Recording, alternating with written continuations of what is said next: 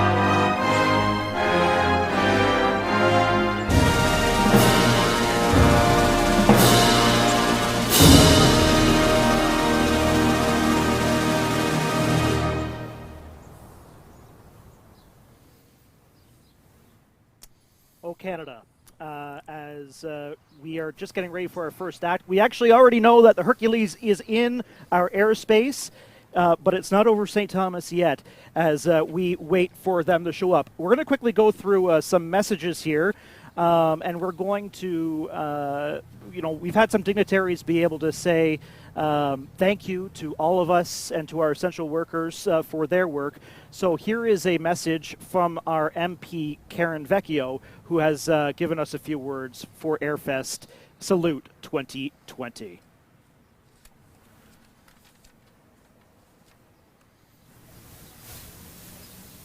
Okay, we're going to wait on the message there. We're still waiting on the Hercules to come into town. We're going to make sure that we have Karen Vecchio, who was able to come on, record us a message and say thank you. I think we're ready now for Karen to come on and That'd be great. Share her message. Hi, I'm Karen Vecchio, Member of Parliament for Elgin Middlesex London. I'd like to thank all essential workers for their hard work, compassion, and hope over the past 16 months as you worked tirelessly to help others during this COVID-19 pandemic. Throughout the pandemic, we have seen our community supporting neighbors, families, friends, and healthcare professionals and essential workers by their actions of kindness and donation, whether by preparing meals, sewing fabric masks, donations to local charities, or drive-by salutes. Individuals everywhere have come together. I am so proud to represent the great people of Elgin Middlesex London. Events like the Air Salute show how caring and resilient our community truly is. Thank you to the St. Thomas Airfest Board of Directors, pilots, Air Salute partners, and all involved for putting the St. Thomas Airfest together and saluting our community's incredible essential workers. As we emerge from the COVID-19 pandemic, I am forever grateful for all of the essential workers who went above and beyond during unprecedented time. Thank you. All right, we have the Hercules in town, and we're going to try to get some audio from the Hercules. If the Hercules is up there, can we hear you? Can we hear the cockpit?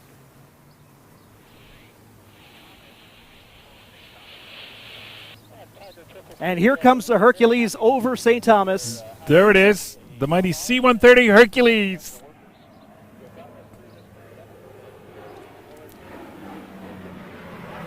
Beautiful, beautiful, beautiful plane as it flies over. Tell us a little bit about this plane. Well, the Hercules is really the backbone of the RCAF Transport Search and Rescue Squadrons. It is the outreach of the Canadian Armed Forces around the world. It is not unusual in almost every UN peacekeeping mission, every peacemaking mission in Afghanistan, to see the rondelle of the RCAF proudly displayed on that aircraft. And I can assure you, having done two almost here to Africa and back on the plane, it is extremely versatile. And we are just so proud to have the pilots today and the crew from 424 Transport Squadron, the City of Hamilton Squadron. Yeah, and it is a beautiful plane. We want to thank them for coming here and joining us for the salute to all essential workers. We tried to get them on the radio. I don't think we were able to reach them for their message from the cockpit, maybe in a bit. But the Hercules is a beautiful plane. And search and rescue is a huge part of their missions, and a lot of them up north, too, eh, Mark? They are. They are, not only are we saluting our essential workers, but this particular squadron uses both a combination of the Hercules and the Griffin helicopter, and it's on standby to deploy out of Canadian Forces Base Trenton within 30 minutes on weekdays and 2 hours at all other times. So that means having an aircraft and the technical ability and the men and women available to cover most of this part of Canada. So a huge responsibility and a great commitment on behalf of the men and women in the Royal Canadian Air Force. Mark, the Royal Canadian Air Force has been a huge supporter of our air show as well in the past, and they've always been great partners. And the reason that they always come down to these sorts of air shows or air salutes or flybys, why is that good exposure for them? I think it does two things. The first thing it does is it lets people know, hey, we have this capability. These are men and women from all across Canada, English, French, all over the place, who actually serve the people of Canada, and that's an amazing thing. And I think secondly, what it does for the people of Canada, it allows them to make that personal relationship, that bond between the armed forces and its people. And let's face it, who doesn't like to see and look at these aircraft and meet the men and women who fly and maintain and protect us? Well, if you have another view, it's coming right above our location, which, by the way, this stream, I love that sound. It is a beautiful sound of the Hercules flying at minimums right now, which the military is actually allowed to fly a little bit lower than our civilian aircraft is because they're just that specially trained. Well, the thanks to the mayor of St. Thomas and of Central Elgin, they have permission to fly at 500 feet above ground level, of course avoiding all ground obstacles. And it just speaks to the real professionalism of the folks who are flying with us today. So we are on the roof of Century Sound. We want to thank Matt and Century Sound for donating this beautiful view up here. And it's basically a 360 view from where we are for our cameras. Our live stream is brought to you by Century Sound and Sub-Zero. You can see it at the top of your screen, and we want to thank them for everything they've done. We are. And for those who might be like, well, why can't we be there? And the idea when this was first begun was that this is a COVID-friendly display. So the whole city will be able to see this just by where you are. Look out your window, go stand on your front porch, and pull up a lawn chair and look up. Well, it's doing one more pass right down Talbot Street one more time. This is the Hercules and one of our favorite planes, I think, in the military because of all the work that it does. And, of course, because it trains so much in St. Thomas. It did. And when you look at this helicopter, the Hercules this time, the ramp should be down. And with the ramp down, let's see. Oh, we're on camera, but we're going to keep looking. That's right. Sadly, the ramp is not down. Oh, the ramp is opening, and it allows the folks inside the airplane to get the biggest television view of the city. So the RCAF CC-130H Hercules. Of course, we want to thank our sponsors in this entire show, Gorman Rupp Canada. one of our sponsors of today's show. Gorman-Rupp Canada, the Pump People, are proud to be a part of this incredible community since 1960. We are pumped and extremely grateful for all essential workers who have endured and preserved during this pandemic. On behalf of the entire Gorman-Rupp team, thank you for all you do. And that is from Gorman-Rupp Canada, one of our sponsors here of the Air Salute to all essential workers. And we cannot be more than grateful for those companies that came forward in the midst of COVID to say, yeah, we can support this. Okay, I'm just getting in my ear right now. You might hear me pause for a second. The next pass is going to be a low and slow pass. So for those who these will be the shots you want to get. If you're a photographer, yes. If you're a photographer, or just for memory's sake. Now, the low and slow is used mostly for the dropping of supplies and, personally, paratroopers.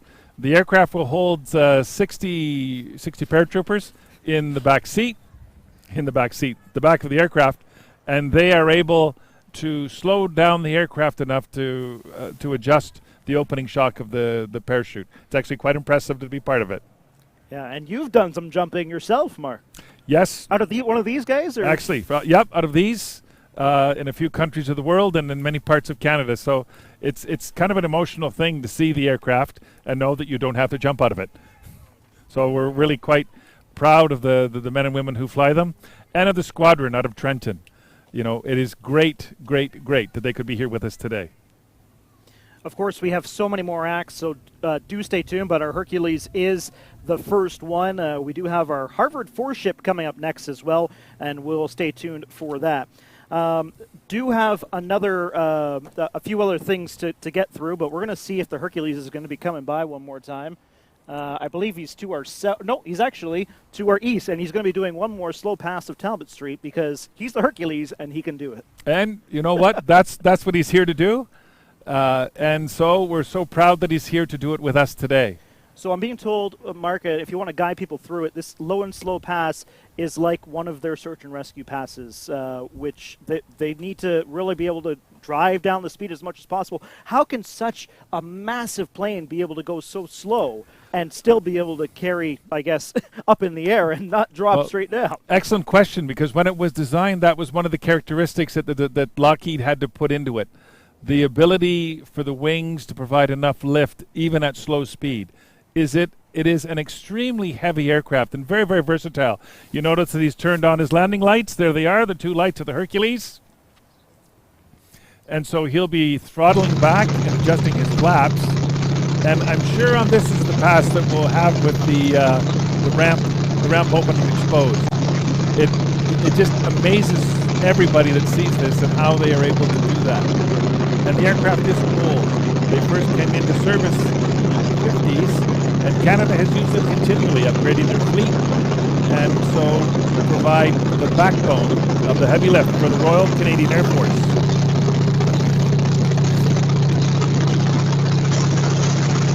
Beautiful plane, and the low and slow pass, as you can hear it coming right over location on Talbot Street, and hopefully everyone got a good sight of it. It's hit every part of town, the north, the south, the east, the west, and that is a low and slow pass. I mean, it's going just as fast as the cars on Talbot Street. It would seem to be. It's like a drag race. So what a great beginning, Andrew, to our salute to our essential workers, and to know that this has been in the planning really for almost 6 months. With the closing of our Airfest that we couldn't do this year for obvious reasons, we said, how do we reach out? What can we do with our community? And of course, we had to be extremely flexible, as you know, with all the shutdowns that happened. And here we are. We could not have had better weather, and knowing that the province is opening up again, and then to have this. So to all the men and women who help us so much, thank you. We're going to hear some more about our contest winners who were part of that a little later on. And for the average citizen here in St. Thomas, in the county, I hope you're enjoying this as much as we are putting it on. Because I think that's what it's all about, is having some fun. So we have lots more going on as we continue on here in this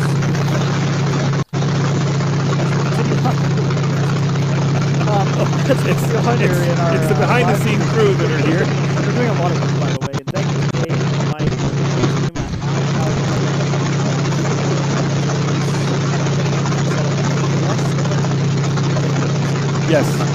Yes, literally, yesterday we were in a field.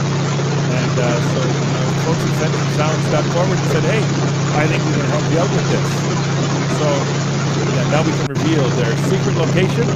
And again, remind everybody that even though that we're opening up, this is a COVID-friendly event. So it is a COVID-friendly event. You literally only have to go outside and look up.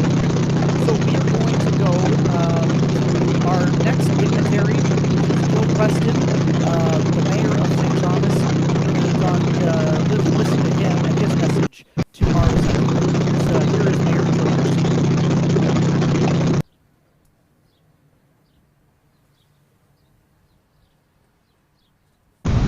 Still waiting for Joe Preston.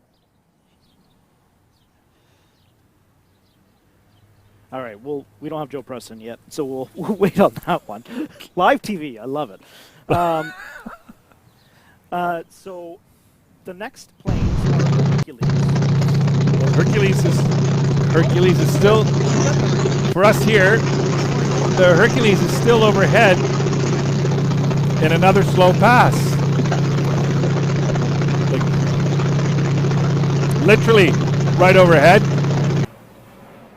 It's a good thing we didn't cut to Joe Preston. No offense to Joe Preston, but nope.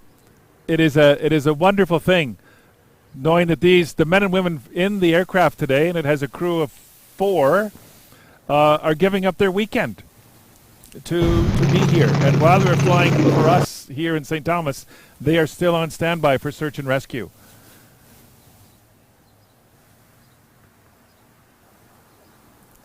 so we're hearing that they're going to make a final pass here still to Hercules because he hasn't gone around enough. Why not one more time? Well, why not? You know, we used to be able to say that your tax dollars at work. But it's just, I think, again, another one of those growing testimonies to how much people really do want to thank one another. I think that one of the great messages of the COVID, from advertising, is just be kind, be considerate. Because all of us have gone through a lot. And I think the men and women in the grocery stores, the people at the staff hospitals, all of those workers, police, fire, ambulance, that have had to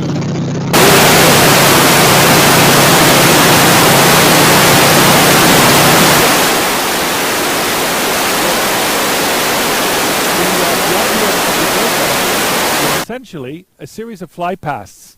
And of course, in the military, a fly past is how you salute. It's not troops marching on the ground or ships sailing past.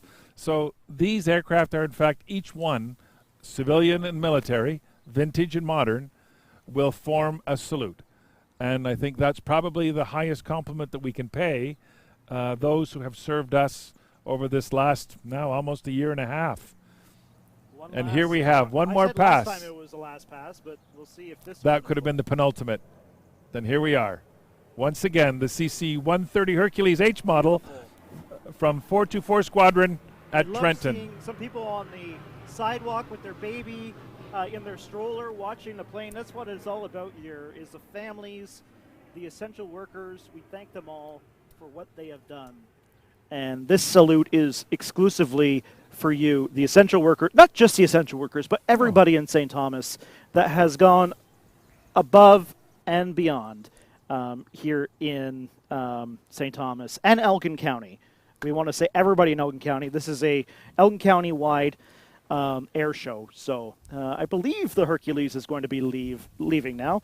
And while the Hercules is leaving, let's try to see if we can get Joe Preston on, our mayor of St. Thomas, Joe Preston, with a message to our essential workers. It's a bird. It's a plane. No, it's a flying thank you. The Airfest team has put together a flyover to say thank you to all of the essential workers that have been helping through this emergency pandemic of COVID. Think of all of the people who every day still had to get up and go to work, still had to get up and go help, specifically our hospitals, our long-term care, our EMS, our okay. police services, and I don't want to name them all because I'll miss some. But there certainly is a number of other essential workers, whether it was grocery stores or takeout restaurants or whatever else was still open. All of these people were essential heroes during COVID. And this flyover by the Airfest group is a thank you for that. Thank you to the superhero essential workers. So look, get out in your backyard, be out in your backyard, wave at the planes, say thank you to everybody you know who was an essential worker through this process. And the City of St. Thomas is saying thank you to you for what you've done. The Airfest Committee has helped put on this beautiful show to say thank you. Look, the Airfest Committee is driving this. A number of sponsors were also involved, and much like always in St. Thomas, it's not hard to get a community group to do great things because there's community businesses and groups that are always willing to step in. We say thank you to you, too, for all of what you've done, not just for this Airfest, but also for what you've done through all of COVID, because many of you were involved in many projects, putting together PPE, distributing masks, helping people with their groceries, doing all that we could do. Those are essential workers too, but that's the community spirit that St. Thomas shows. Young and old love airplanes. My whole life, you know, an airplane goes over, you have to look up. So young and old, today you're being celebrated, you're being shown the best of what a community can do when it recognizes what the essential workers in its community. As the Mayor of St. Thomas, I say thank you to the Airfest organizers, to all of the essential workers, and all of you that have helped be a strong community through this pandemic of COVID-19. Again, thank you from the City of St. Thomas. All right. That was Mayor Joe Preston. Thank you very much, Mayor Preston. Really appreciate it.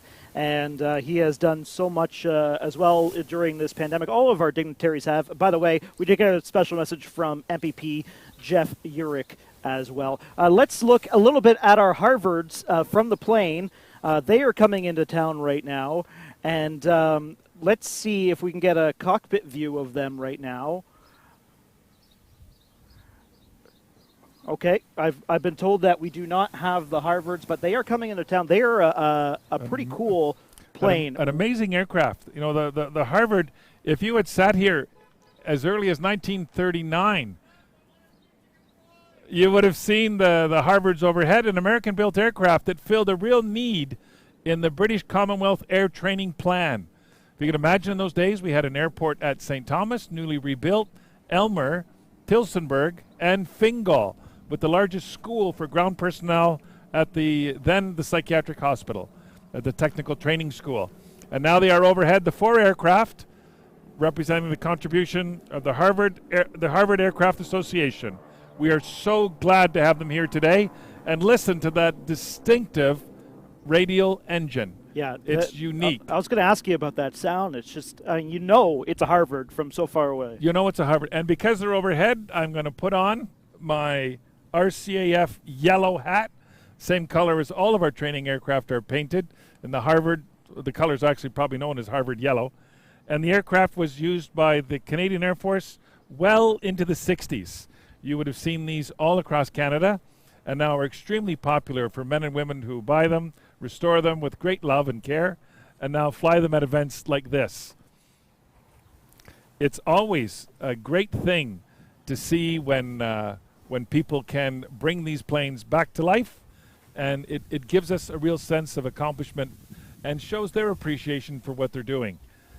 These the pilots today are all occupied in a dozen different civilian occupations, so they're not actually in the RCAF. Some may be former members of the RCAF, but their salute today leaves, again, another great impression on the community, Andrew. Yeah, and we're looking at some B-roll right now of from inside of the Harvard and what it's like to. I've been up in one. I'm sure you've been up in one. Have you? Not yet. I got up in one before you. I'm looking forward to the experience of being able to sit in there in the big canopy, the fish tank, and look out.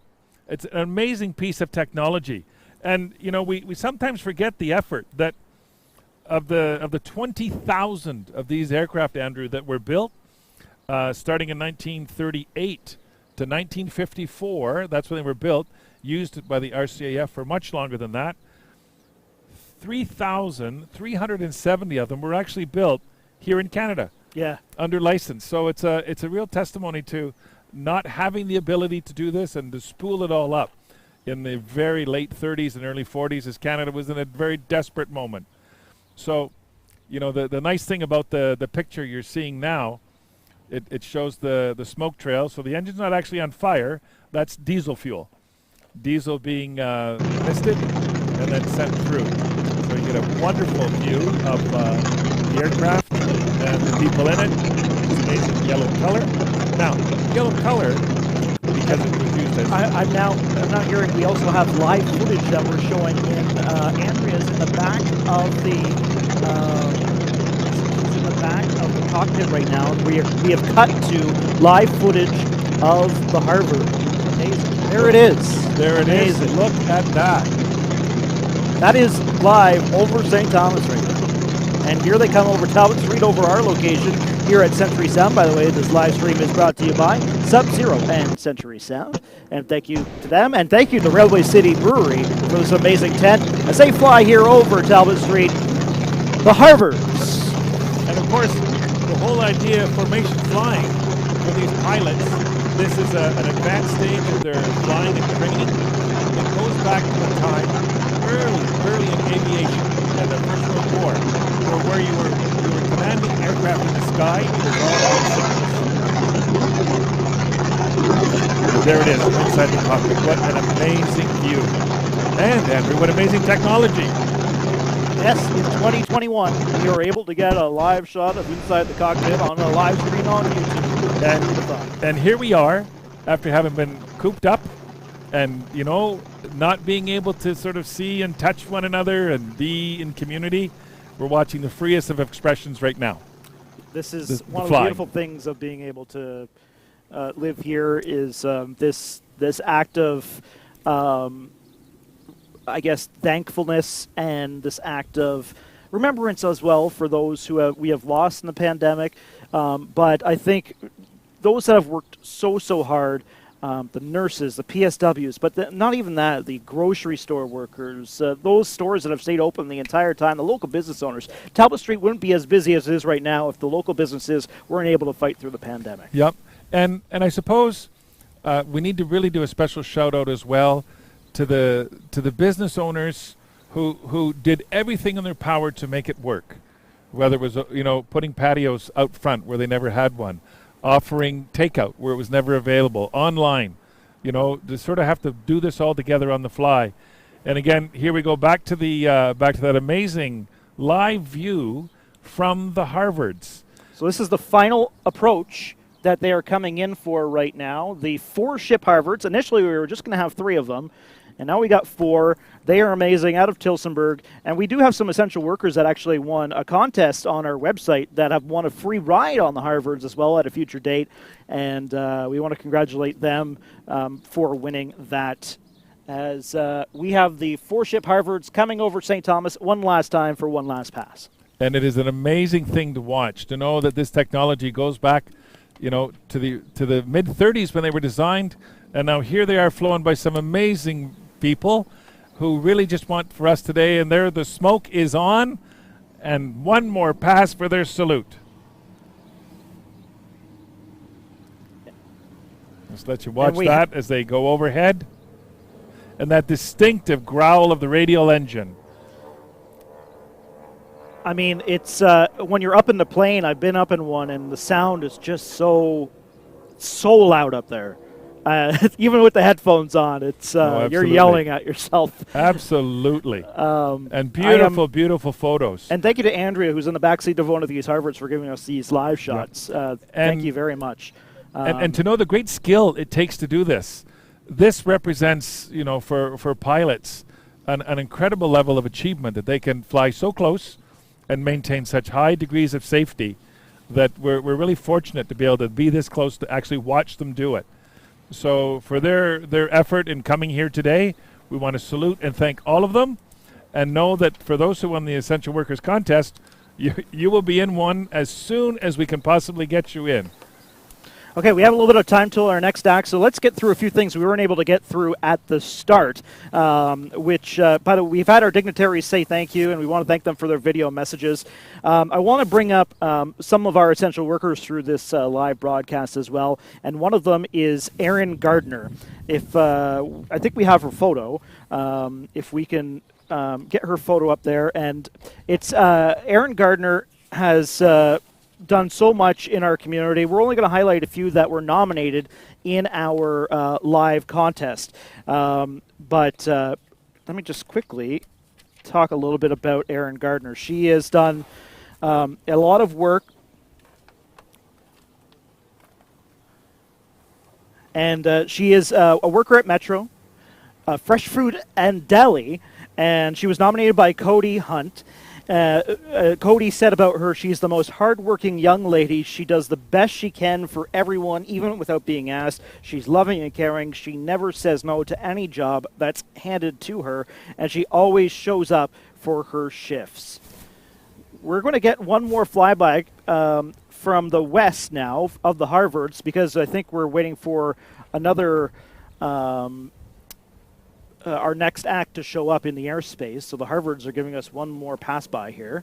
That's excellent. And there they are in the, they're going to go to line abreast is the formation. So the lead aircraft will signal with his wings which way he wants the other aircraft to fall in behind him. So we have a lovely example of that.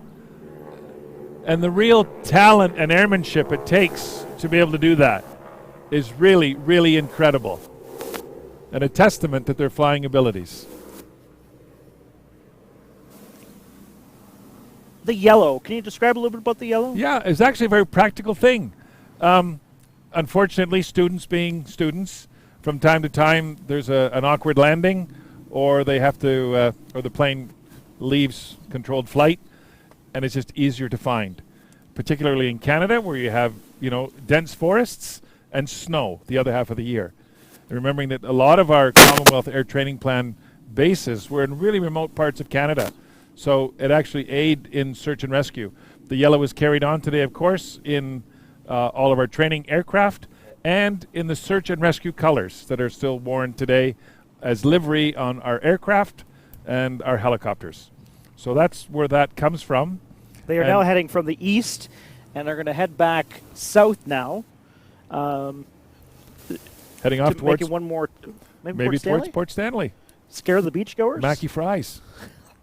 You think they can throw them up to him or something? I think it will just attract all the people on Look the beach. Look at that. I love the turn view from the live when they're making the turn. I love that shot. And remember, when they're turning, the lead aircraft, that pilot has to consider there's three other aircraft that are flying along with them. So they have to take the visual cues, the cues that the aircraft is giving them, and while maintaining altitude, speed, the throttle.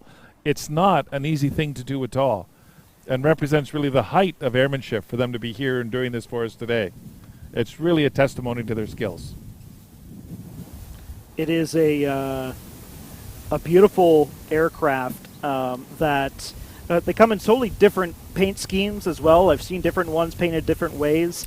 How do these civilian operators, I guess, and private operators acquire these planes? Well, a lot of them, Andrew, were bought in the early 60s when they were coming out of service in Canada and in the States.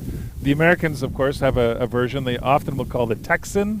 What was interesting about the Harvards, and here they come for another pass, is that it was the first time a lot of these students would have used retractable gear. Now, that may sound silly today, but a retractable gear and an enclosed cockpit. So at the end of the war, when we stopped using them as trainers, they were put up for sale. And a lot of them have been restored to what they would have looked like, including their paint scheme, during World War II and immediately after when we were training. In Elgin County, you would have seen these, or if you were going up towards Grand Bend, oddly enough, you passed the great air bases of Centralia and Clinton, where these were used exclusively as trainers at that time. So we have some more of our audiovisual folks here who are helping us, because as with all live TV, there's just moments, and that's okay. So our next plane is a local plane. It is Andrew Irvine. He's flying a Cessna 172, and he is doing a flyby, and he's got some of our friends up with him as well, I think, today. Andrew, he has some very important people with him. And this is I'll give you a little bit of history with Andrew. Andrew is a commercial pilot who flies for an airline here in Canada. And when he heard that this was happening from one of our board members, he said, how can I help? What can I do? He says, I can fly. So that's what he's doing. On his own volition, he's bringing an aircraft out of our flying school here in St. Thomas. And he has some of our folks that we wanted to say thank you to. And here he is. And so that's just a regular citizen who sort of reached out and say, how can I be part of this thing today? And so it's, I think, another testimony in the fact that it isn't all big, fast, shiny aircraft. This is a man with great skill and an even bigger heart who wants to reach out and be part of this. So thank you, Andrew. So we are going to be able to hear, go live to the Harvards one more time, I believe, as we still have their live coverage inside the cockpit. And it's a freeze frame, actually, right now because it's frozen. But our next act is a little bit delayed. So we're going to talk a little bit about our sponsors once again. We have so many great sponsors that we love to be able to highlight. And one of them is Doug Terry Homes. So here is a message from Doug Terry Homes here in St. Thomas. Hi, I'm Doug from Doug Terry Homes. We are proud to support Airfest and a salute to our local essential workers. Enjoy the show. That's Doug Terry Homes. Thank you, Doug, and for all the work that you do. I know building some low affordable housing in town, and he does a lot for our community. And has contributed, Doug Terry Homes has been part of our story here in St. Thomas for a long time. Hasn't he? So thank you very much, and thank you to the Harvards for doing what they did. Passing by, and thank you to Andrea in the back seat for being able to shoot some of the video. It's amazing. We do have a lot of acts still to go. We're only a couple in, and I love that we're going to be able to see a few more here. Andrew's coming up, and we also have our friends at the Waterloo Warbirds. But while we wait, we can continue to recognize some of our sponsors. Hometown Villager, Hometown St. Thomas Magazine is thankful for all of our amazing essential workers, and as well, we mentioned Gorman Rupp Canada. Thank you very much. And Elgin County, we want to make sure that it is an entire absolutely. county it's a whole community full. They're just doing. We only had a short circuit to be able to do St. Thomas and surrounding area for the flyovers, but we want to say that this goes out to everyone in St. Thomas and Elgin County. It is, all of our county long-term care homes, all of our, again, grocery store workers. We want to make sure we said essential workers. When the board was talking about making this event, we were really picky about what word to choose, and essential workers was the right one because we didn't just want to say our police officers, not just our EMS. They're all important, but everyone that works so hard in our in the pandemic. And of course, like during the pandemic, it was so different. Who was suddenly essential? You realize that when you said, I need to go to the grocery store, or I have to go to the hospital, or any number of things that became essential, just so that the fabric of the community could remain together as much as possible. So it's been for us, I think, a real recognition and a moment for the entire community to kind of think about everyone, that it's just not one or two or a small group of people, that we are really reliant on lots of folks. Sometimes you may only see them once a week at the grocery store, or maybe if you have to be at the hospital, or if you're on, one of those occasions where you have to call 911. But those people are there all the time. And so to them and, their families, all the stories we heard at the beginning of the pandemic of people having to come home and so concerned about the virus that they had to change their clothes in the garage, and, they were so concerned for their families because they were looking after us and our families. So one thing we missed, Mark, at the start, because we had to kind of rush into the Hercules, was search and rescue operation. I know we don't have our monitor quite working right now, so we can probably look, but I did want to ask you about, again, we are rolling our search and rescue footage from the Hercules. That was our first act. But Sure. tell us a little bit about what they do, about the first pass, the second pass. Go through that. Sure. So Canada's ability to have search and rescue is actually part of the reason that the Air Force exists, to provide that capability so that when you are in the middle of Lake Erie, when you are in the far north, wherever you might be, and something goes terribly, terribly wrong, of course, if you can, get on a radio or a phone and say, help me, or if people see you, that's the search. The rescue is the ability to take men and women and drop them onto the place where you are. The very first where former members of the parachute regiment after World War II, who wore this incredibly padded equipment and jumped out of the back of aircraft as literally rescue people. They would come down through treetops, they would land in the water, and would have some very, very basic equipment to do that. Today, it's coordinated out of different parts across Canada, and the call goes out, and these folks will activate the search and rescue, the system. The aircraft will make an initial pass to see if it's you, and if it is, so we have Andrew, in the 172 immediately overhead. So once the first pass happens, they literally drop a great big long ribbon, the wind indicator, and that allows the people who have to jump out of the Hercules or the helicopter to see which way the winds are going. And once they determine that and how close they can get to the person that needs to be rescued, away they go. And let me tell you, the men and women who are search and rescue technicians, SARTechs, are some of the best examples of the men and women we have in the military. They jump when they can't see the ground. They jump when you wouldn't be able to drive your car. They jump when winds are really, really prohibitive, because they know that the people on the ground, their life may depend on them making that call. Yeah. And they are also amongst our most highly decorated members of the military, the search and rescue technicians. Extremely fit, great people to meet, and always exceedingly humble. And to have that capacity day and night, and if you live here in Elgin County, you know that there's been all kinds of times when they've had to call out the search and rescue helicopters from Trenton or the Hercules to do a search. And of course, we always hope that those searches are successful, that they get there in time to actually ameliorate the situation and give that relief that the people are looking for. But it's like having a fire department on steroids, Andrew, that they're ready day or night, in the air, gone. And that should give us all great comfort. And should also remind us that it may sound like a good idea when I'm trying to roller skate to the North Pole, and I want to do that. Yeah. But knowing that there's people that one day will have to come and get you. So be thoughtful. And we're still seeing some of the things that this Hercules does, search and rescue, on our screen right now. And the perfection now, they do practice out in St. Thomas. We mentioned that earlier.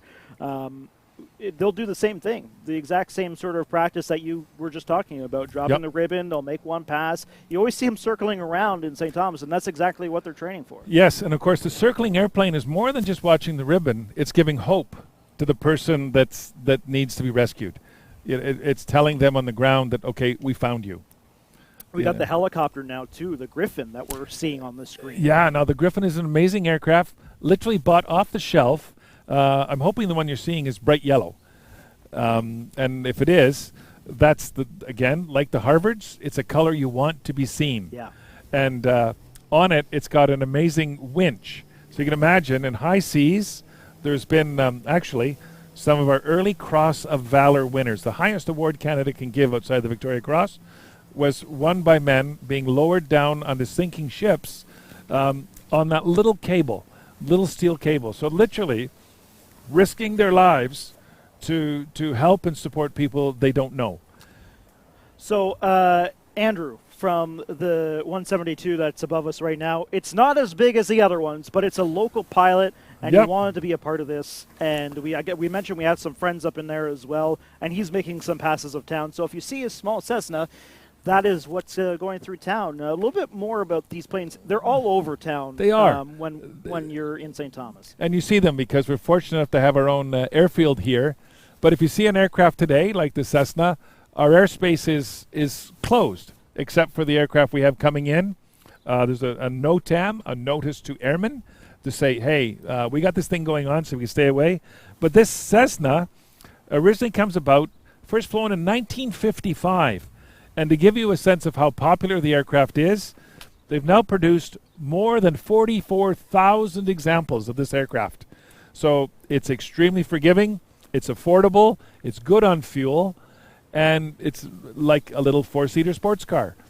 And a lot of folks use it for that. And we're very fortunate here to have the St. Thomas Flight Center, where this aircraft has come from today.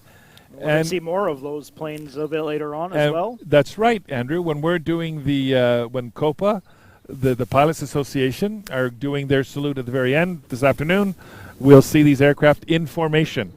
So in Canada, they're kind of ubiquitous, but it represents, a real sense of a good design with a good idea, and it's at a price point, because these aren't cheap, where people can get into the hobby, can maintain their skill levels, and enjoy.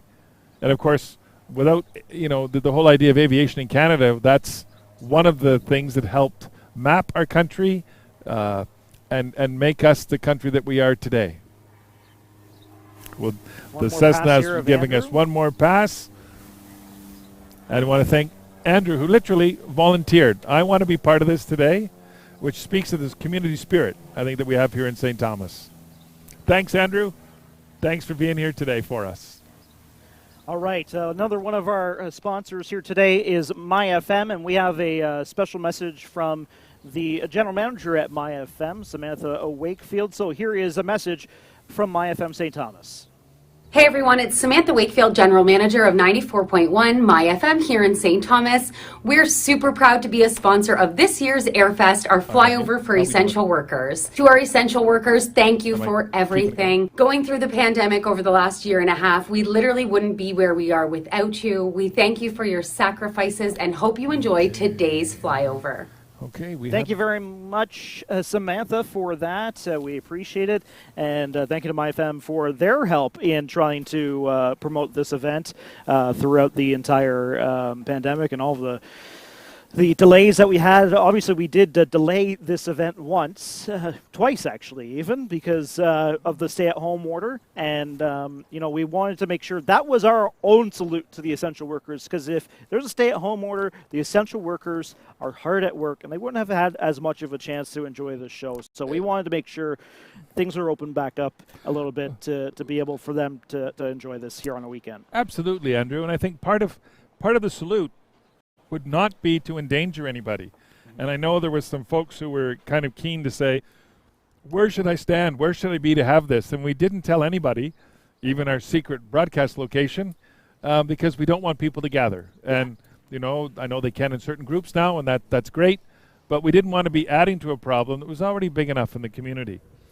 So coming up is some pretty incredible aircraft, Andrew. You're going to have a lot of time to talk about this, but we've got 3 aircraft all at once here today. We have 3 aircraft from the Waterloo Warbirds. Now, you can imagine, you've probably seen in St. Thomas, folks that collect old cars, folks that collect pottery, folks that collect lots of things. These are folks that collect vintage aircraft. So they're extremely dedicated. And the aircraft that we have coming today are really, really special. And I want to talk about the first one. It's one of the very early jets, initially built by a company called de Havilland in the United Kingdom. Mm-hmm. And it's really kind of the first jet fighter that we have, built in the late 40s. It doesn't fly in World War II. It enters operational service in 1946. Now, if you ever listen to the CBC, Andrew, and on it was a man for years and years who narrated stories called Fireside Al. And Fireside Al, at Christmas time, narrates a story called The Shepherd. The Shepherd is a wonderful story of a young RAF pilot leaving Germany in the early 50s to fly home for Christmas morning. Of course, he gets in trouble over the North Sea, and it's a wonderful, wonderful story written by the author in a weekend for his wife as a gift. I love that story. So he writes this story, and it's an amazing thing, The Shepherd. And he's stuck in this little vampire over the North Sea. He has no idea of where he's going to go, and he's brought down. Somebody comes to rescue him. And I don't know how many times, Andrew, I've listened to the story of the little vampire and the shepherd that I don't get choked up. It's normally around Christmas time. Now it's on CBC as a podcast. But I've been knowing, I'll tell you, I've been knowing on my way to a Christmas Eve service somewhere to pull over on the side of the road so I get to listen to The Last of the Shepherd. So the little vampire is a unique dovetail on the back of it with 2 ailerons. And it's actually a lovely, lovely little aircraft, and has a unique whisper sound as it goes overhead. And we're looking at T-33, which is another one. We are on our screen right now. We're seeing inside of the cockpit right now, and a little bit of them getting ready for today. One on another, and the paint scheme on this one is the blue Mako Shark. The Shark. The Shark. So this is an aircraft that comes about.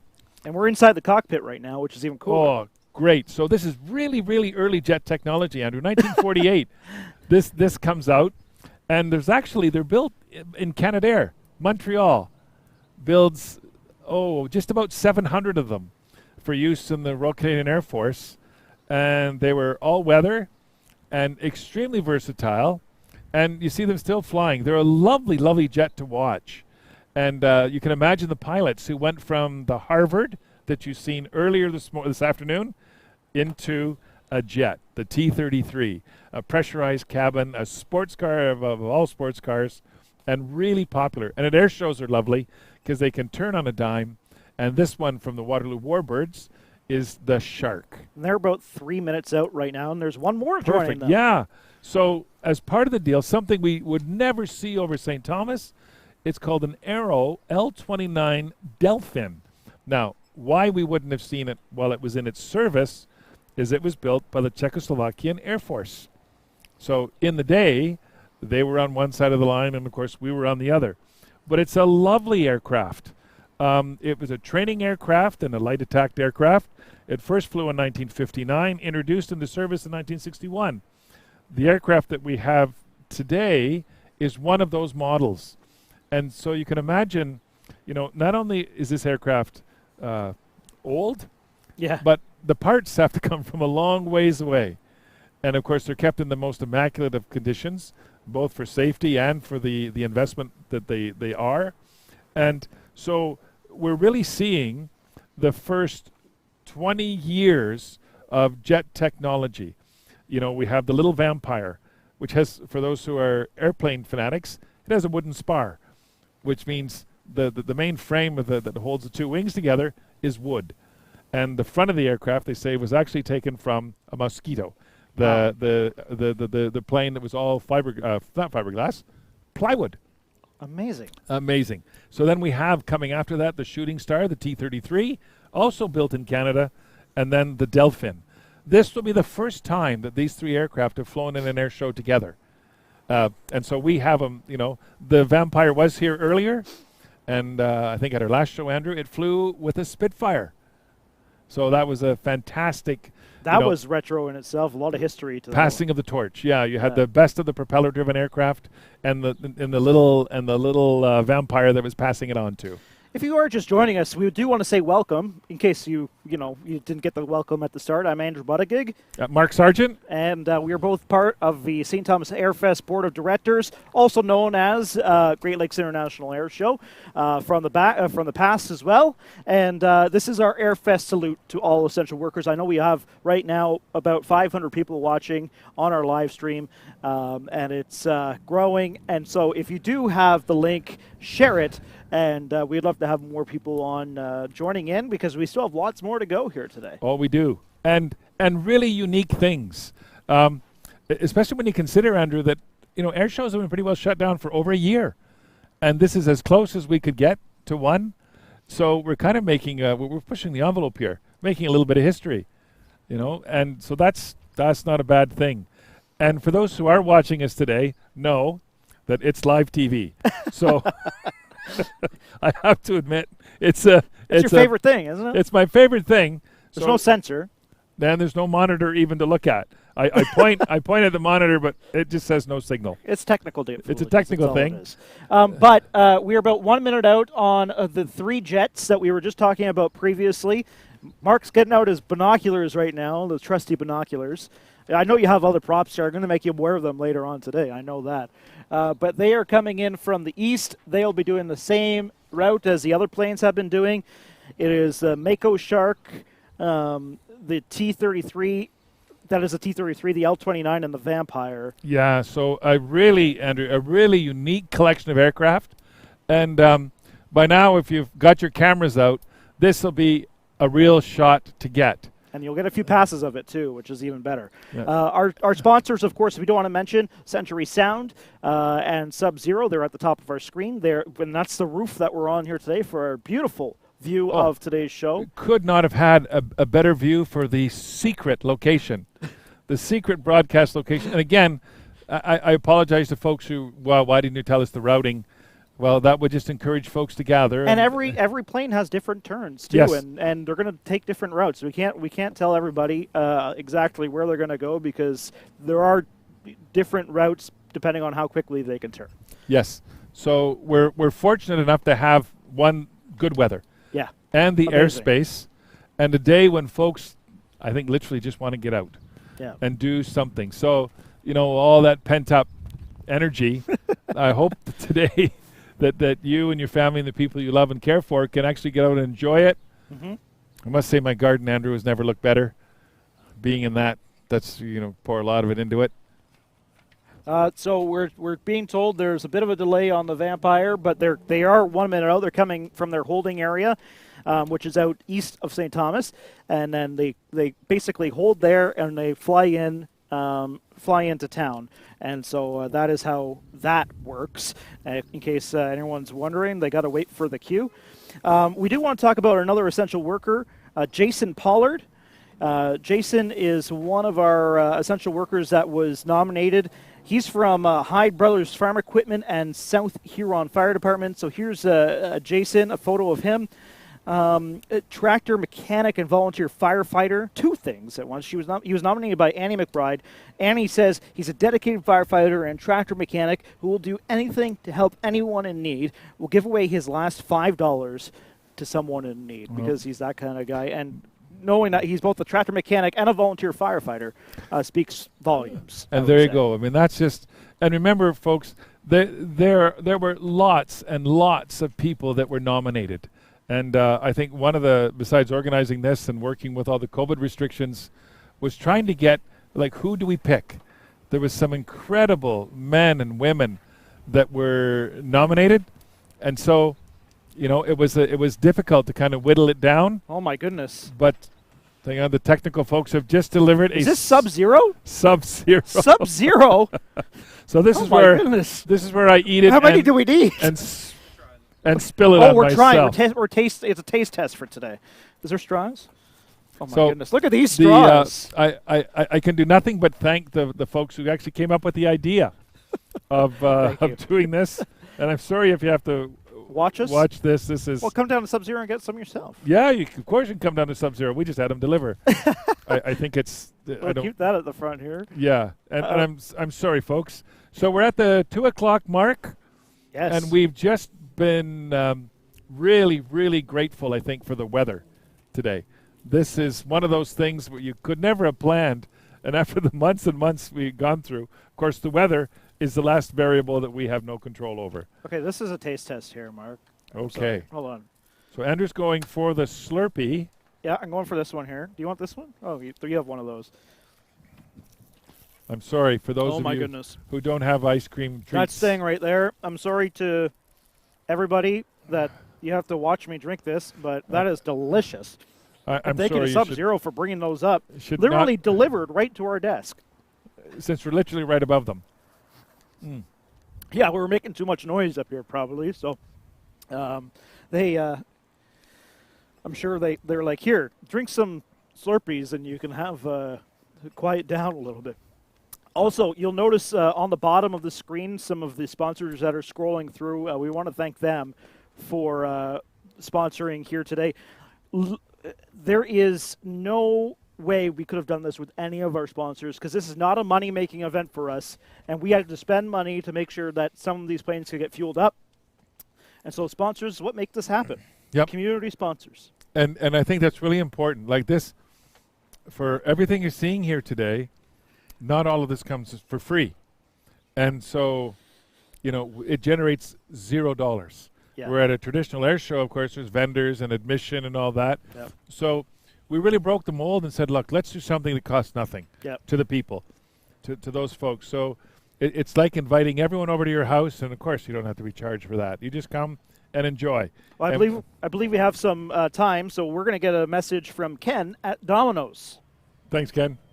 Hi, St. Thomas. This is Ken from Domino's. Yeah. And on behalf of my staff here at the Elm store, over at the Talbot store, and that way down to the Elmer store, we just wanted to say thanks to all of our essential workers. You guys have done a great job. It's been a really tough year, and we hope you enjoy today's air show. This is all for you. And when you need us, we'll be here, right down the street, anytime. Thanks, and have a great day. Here. All right, we're handing off straws. Here, while we're straws. doing this. We're handing off the straws while we're at it. Are we back okay, on? so we have the Vampire T-33 now over, and the whistle sound is amazing. Oh, that sound is that the Vampire, or is that? Yeah, the Vampire will be the whistle, and you'll see it as you look up at the Vampire. You'll see two tail booms come out, which is a really distinct feature of the aircraft. And when it was built, because it's new in jet technology, it had to be done so that the aircraft actually tilts down so that its own exhaust doesn't burn through its own tailplane. Yeah. That would be a bad thing. Yeah. Which also means when it's on the ground and they're starting it up, they can't leave it in one spot very long because it actually starts to melt the tarmac. Oh, we did want to say thank you to the Waterloo Warbirds. They have been nothing but fantastic. Now, shout out to Waterloo Warbirds. They're putting themselves a lot out for us today. And again, I want to say that this is not a money-making venture. I know we shouldn't be talking just about money, but this is not a money-making venture. This is, I think, for the men and women who are flying, a real act of love and a real act of gratitude. We got a shot of them right now up in the air as Mike, our camera guy, is getting a good shot of them. They're actually east of the city, or on the east end of the city. And we got the T-33 that's in the lead. That's the Mako Shark. And then you got the Vampire and the Viper. I love those The little names. Delphin. Yeah, they're great. They're all meant to inspire a sense of aggressiveness. And, that's a beautiful, beautiful shot. Colorful aircraft and amazing skill. Again, that's, they're traveling literally at hundreds of miles an hour. And so close and so tight a formation. And they make it look easy. They do, yeah. They are now on the north end of the city. So if you're on the north end of the city, look up.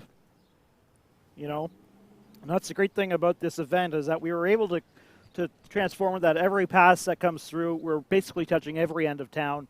And if you're in St. Thomas, you are going to be able to see planes here today. So right now, the north end of town, and from our roof, they're literally passing right in front of us.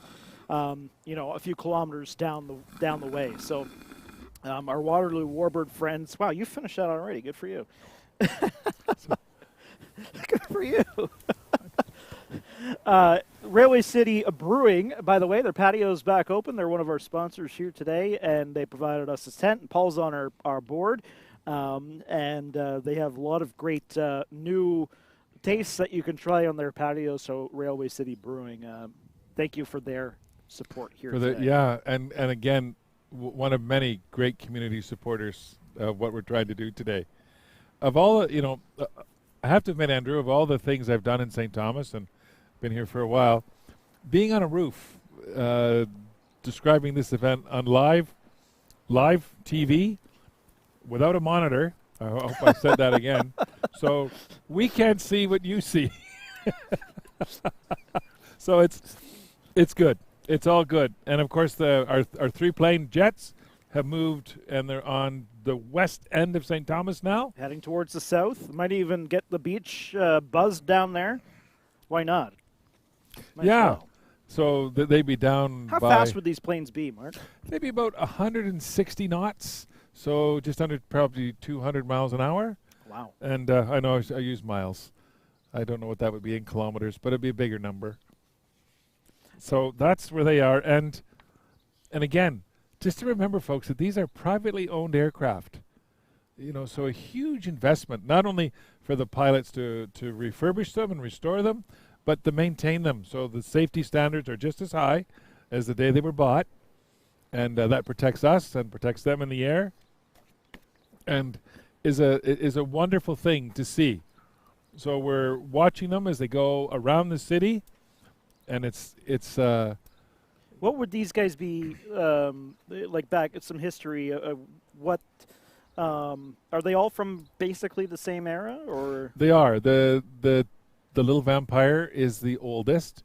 The T-33 comes up afterwards, so there's a little bit more sophistication in it. The engine is a little bit more powerful, and the L-29, the Czechoslovakian-built aircraft, is perhaps a little bit newer yet.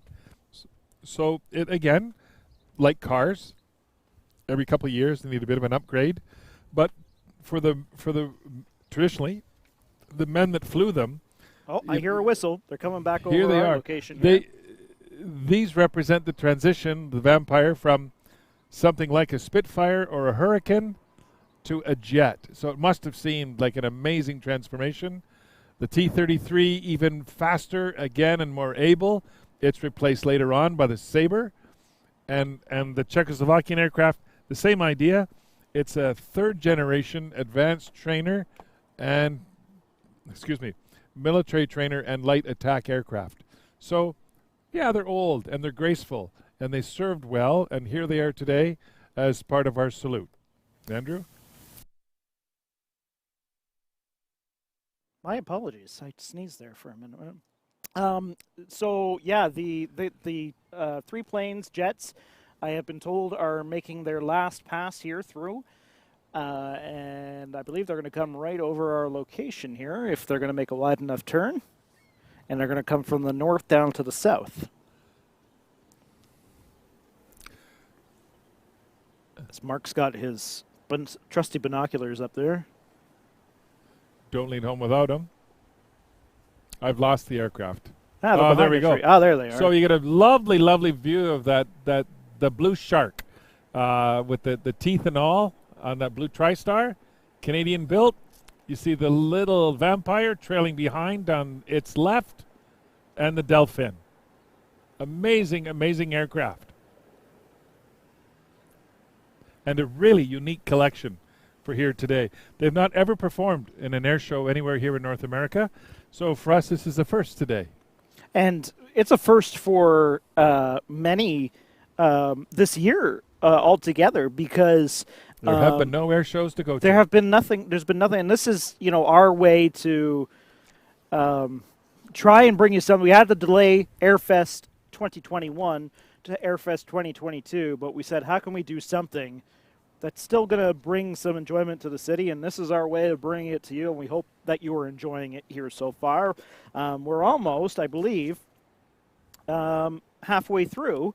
That was, we still have a few more beautiful planes to go before we finish it. And I know that later today, Andrew, there's an announcement you're going to be wanting to make. There is, actually. And we're not going to make that yet. We're going to, don't touch that dial. Don't touch that channel. It's coming up in about 2 minutes. We're going to make it. We have a really special announcement to make, and we're all kind of excited about it. Yeah. I believe. And there they are, heading off to the east again.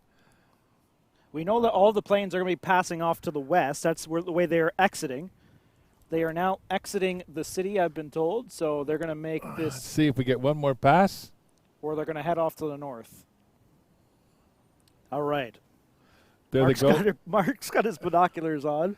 And we really do want to thank the Waterloo Warbirds and all that they've done for this. Yeah. They've been a part of our air shows now for about 6 years. And again, I'll put in one more pitch. The Shepherd. The Shepherd. Go on CBC podcast, and to know that, hey, I saw one of those fly over top of me. It's a little tiny airplane, and let me know if you don't cry at the end of it. It is a beautiful story, and now that story is part of our story here in St. Thomas. Andrew, It is. we get to watch these aircraft fly over, and know that they're doing it just because they want to say thank you.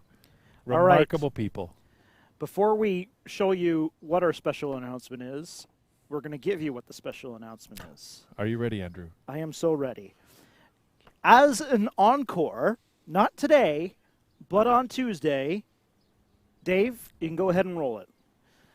The Snowbirds are going to be coming to St. Thomas on this Tuesday for some flyovers. Yes, that is going to be fun. Isn't it? Yep, they're transiting between two cities, and we're part way, and so they're not doing an air show, but they'll be circling the city a couple times, and their way also of joining us in saying thank you.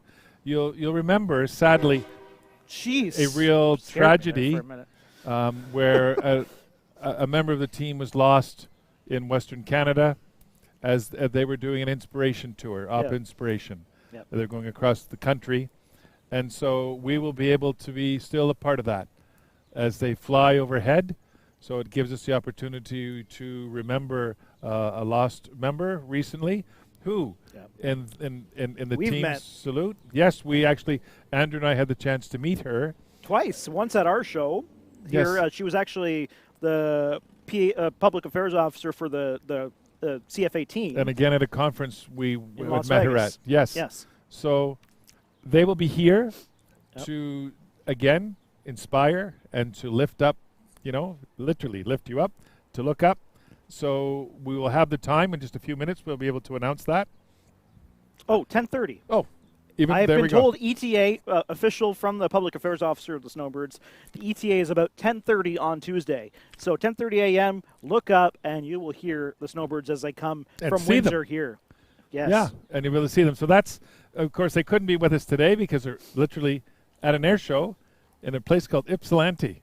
All right, we got our next act here now, and this is another one that's kind of cool. It's a smaller plane, and this is from Dave Hewitt. It's the Boeing Stearman biplane. Yes. So, is this the biplane? It is. This represented an aircraft in the United States right at the beginning of World War II and was also used as a trainer. So you get to see today the evolution of types of aircraft that were used. And there he is, Oh, smoke smoke on. on. And you'll see the distinctive colored wings again. So when the pilot and the aircraft were in trouble, it was easy to find. So the Stearman begins its life in the 1930s. It was a primary trainer for the United States Army Air Force and the Navy. The Royal Canadian Air Force used it throughout World War II. And at the end of the war, thousands of these, Andrews, were available as surplus. So you could buy them. And it looks old and kind of think, oh, it's a biplane. It's not that, No, this represented a significant technological advance from any aircraft that they had before. Was extremely forgiving for young pilots, which is what you want, a plane that isn't going to fight the pilot. And so a generation of young men learned how to fly at a very, very difficult time in our country's history. So, we're grateful that it's been brought to us today, and it's unusual still to see it flying in Canada. Also flying with it today, and you should see that in another few minutes. I believe he's coming at a different time. He's Okay. flying separate. It's going to be a Beechcraft. Yep. So, the Canada bought, interesting enough, of the Stearmans, there wasn't enough time to make them in Canada because we were busy making lots of other things. So we bought 300 under a program called the Lend-Lease. So from the Americans initially, we bought them, and they were used as trainers all across Canada. And I think it's important to remember what that was like. So if you were living in St. Thomas, Andrew, in 1938, we had a very, very small airfield. If you were here in 1941, all you would have seen would be the uniforms of men and women in the RCAF. So the Technical Training School to the south had 6,000 people at it. Fingal Bombing and Gunnery School, Elmer for flying training, an auxiliary field here in St. Thomas, and these aircraft would have been everywhere. So the RCAF balloons to hundreds of thousands of people in less than 2 years. So, we had to buy whatever we could as quickly as we could, because of course here you have to train the men and women in the Air Force so that they're able then to go overseas and to engage in the mission that they were actually trained for. And we here are kind of essential to that, because this is the heart of it. So a few other of our sponsors, Dino Towing, St. Thomas Nissan, and St. Thomas Rental. Dino Towing, Don, Corbin, and staff at Dino Towing would like to express a personal thank you to all essential workers. Your support within our community is invaluable. If you need a tow, call Dino.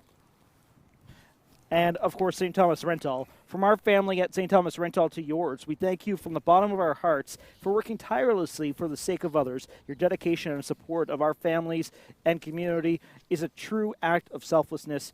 You are appreciated. And to St. Thomas Rental, a very personal thank you, because without them, yes, we would not be able to be here.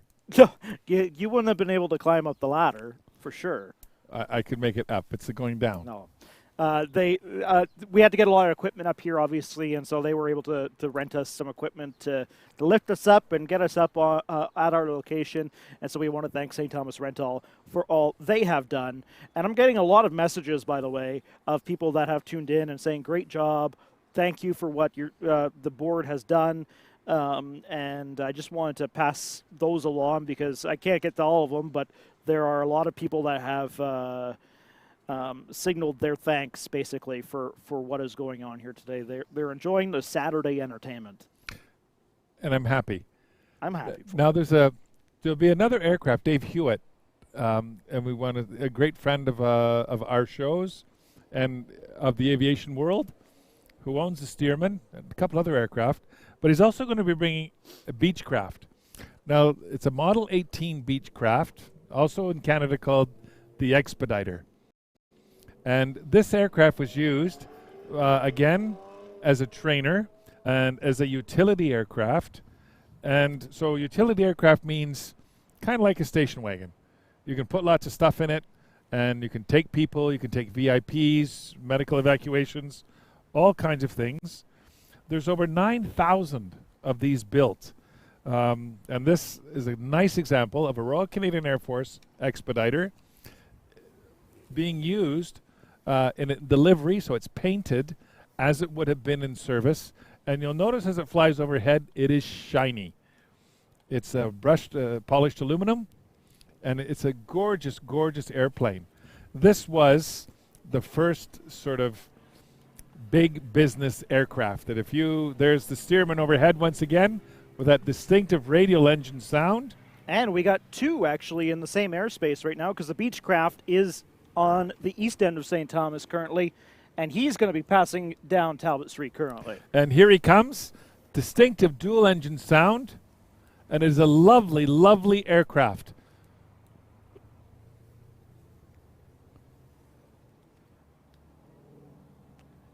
And if we look over to the east, amazing. I know our camera right now is catching, we're trying to catch the Boeing Stearman, but we got the Beechcraft also passing through, and another, the Canadian Queen, isn't that what they call it? The Canadian Queen, yeah. What's up with that name? It's a salute to its service in the Royal Canadian Air Force, and it's a lovely thing. So you can imagine, Andrew, it's 1935, and you've got lots of money, and you're trying to impress people. Aviation is new, and you buy your own Beechcraft.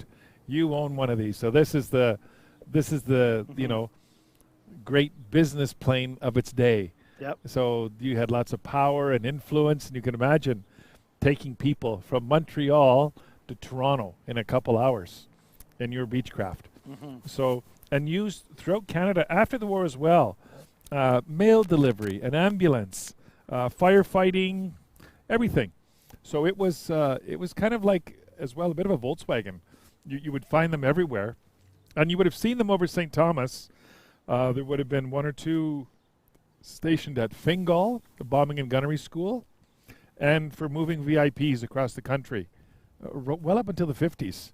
So this is a well-used, very recognizable aircraft, and we're really proud that they're able to be here today with us and to fly overhead. I believe the Expediter right now has the smoke on the west end of the city. We do. And I want to thank Dave Hewitt. He's been here before and another a great supporter of the show. Now, Dave Hewitt is just a great guy to work with, a professional, and it was one of the first people that reached out when we said, "Hey, we're trying to do this thing. Can you help us?" Yeah. And before he even knew what the thing was, it was yes. Yeah. So what a great partner in our project here today. But yeah, he takes. I love that the biplane and the Expediter are in the airspace at the same time. So it's double action, even though they're not flying in formation. They're Right. still flying circuits at the same time here. They are, and so the reason they can't fly together is their speed. The Stearman can't fly fast enough, and the Beechcraft can't fly slow enough. Not like the Herc, which can slow down. It can. Now, these aircraft can slow down, but, you know, if they're going to stay side by side, you want them to be able to fly at a stable speed where the pilot can still control the aircraft. So too slow, that's bad. And too fast, that's not easy to stay in formation with. So we have them both in our airspace, and you'll see that they're at separate ends of the city at the same time. And we're hoping that wherever you are right now, you're also having a chance to look at these really incredible aircraft. We're being honked at on Talbot Street, so. I think, Andrew, our secret location has been exposed. We're consistently at about 500 people watching the stream right now, which is amazing. To be able to say hi to everybody who is watching from all over. I know there's a lot of the aviation community as well that want to tune in and watch. So we thank you all. And this, of course, this stream will be live on our YouTube and website for. It'll be there. If you didn't catch it, if you want to share it with somebody, people can go back and watch it later on in the coming days and weeks. Yes, they can. We have the Beechcraft going overhead right now above our location here on Talbot Street. Sounds like the Beechcraft. It's behind us right now. Yes. You get that lovely low growl from the dual engines. This twin-engine aircraft. I love the the wings at the back too. Like the Vampire. Yeah. So it was aircraft like this that you can imagine helped open the north of Canada. The early cartography, the map makers used these aircraft and the cameras attached to them to take early photographs of our north and begin to put substance to what just would have been big sheets of white paper because they didn't know what was there. Yeah. So again, for our own sense of nationhood and what's gone on to get us to where we are today, this aircraft, I think in particular, represents a real step for us. Now, Mark, the Beechcraft and its distinct shine, like just the glow of it in the sun, is spectacular too. The way when it tilts and it hits the sun, right? Yep. And we got the Norseman as well on. Sorry, that's not the Norseman. Stearman. That's the Stearman. So Norseman's next. So there, a nice juxtaposition. So we see that in the Stearman, brightly colored, it's a training aircraft. So you want it to be seen by other pilots in the air, and should it land where it's not supposed to land, easy to find. This, the Beechcraft, the Beechcraft was an aircraft that you wanted to be seen. We got smoke on here right above our location. All from both. With the biplane. Yep. And the Beechcraft as well. I love the... There it is. There goes the off to the north. And there's another one coming straight across as well. And that is the Beechcraft, which we have on screen right now. And you can see the distinctive shine on the aircraft. Now, This aircraft today is shiny, but in its service could have been any number of colors. I think the shine makes it look even more incredible. It could have been camouflaged. It could have been a dull gray paint. So depending on what what place during war it was engaged in, would really dictate what it looked like. But in peacetime, because the aluminum is so pretty, there was a real push, and you could imagine the amount of work it took to keep them that shiny. Yeah. So this is literally a lot of work you're seeing just to make it look pretty. He's giving us a little wave. And there is Dave Flyboy Hewitt, his call sign, and he's saying thank you to St. Thomas, to our community, and our essential workers. And Dave, thank you. The traditional wave, they love to do the little... The wing waggle. Wing waggle. Is that what it is? The wing waggle. It means I've seen you. So search and rescue, strange fact, when they see the person or persons they're looking for, gives a wing waggle. Says, I got you. Yeah. Because remember, these aren't the sort of thing you can just stop, turn, and go back. So the wing waggle means, okay, yep, it's okay. Let me give you a minute. Yep. Much like the turning radius we need to have on this notice to airmen for the city, it's a big square of property that we're looking after today, because some of these planes just take a lot to turn around in. The Hercules, the jets that were here. Yeah. I'm being told we're a couple minutes out on our next act, which gives us a little bit of time to talk about our next sponsor, and that is Kenny Insurance Brokers. So here's a message from one of our sponsors, Kenny Insurance Brokers in St. Thomas. At Kenny Insurance Brokers, we take the stress out of insurance because we're here to help. I'm Scott Slightholm from Kenny Insurance Brokers. Whether you need coverage for your home, auto, business, or life insurance, we've got you covered. And yes, we know you don't want to have to talk to us. We get it, and we're not offended. But we are here to offer advice, and when you do have an emergency, our team will do everything we can to help. That's why we're here. Kenny Insurance Brokers, Center Street in St. Thomas and Springbank Drive in London. For the best insurance, kennyins.com. The Norseman is next. All right, thanks to Kenny Insurance Brokers for that. And our next act or flyby is coming from the Norseman. And the Norseman is coming to us from our friends at the Hamilton Canadian Warplane Heritage Museum.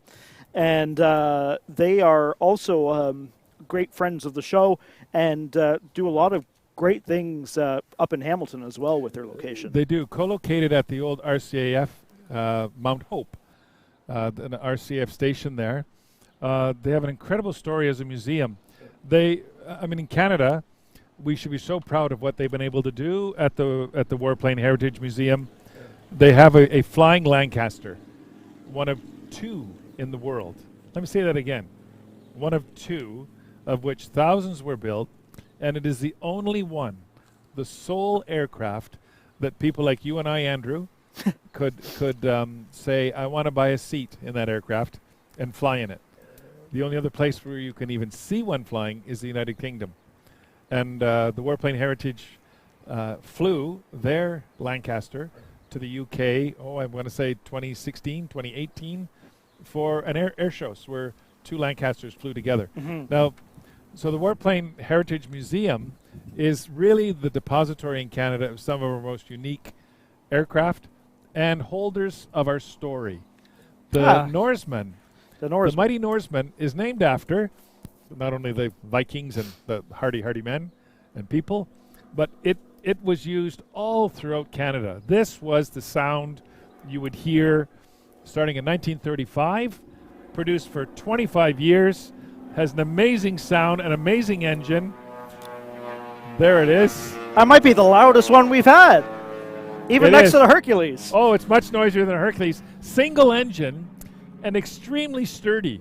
There are examples of this aircraft in the far north where at night it was so cold the pilot would have to drain the oil out into an oil pan, bring it into the building he was staying in overnight, keep the oil warm, and the next day pour the oil back in through the engine so it would start and fly. Really? Into the high Arctic, all parts of Canada, these aircraft were just amazing. And, if there was a small bush plane, then people were talking about the Norseman. You know, and then of course its cousins and aunts and uncles would be the beaver and the otter, and all those really contemporary and very unique Canadian aircraft.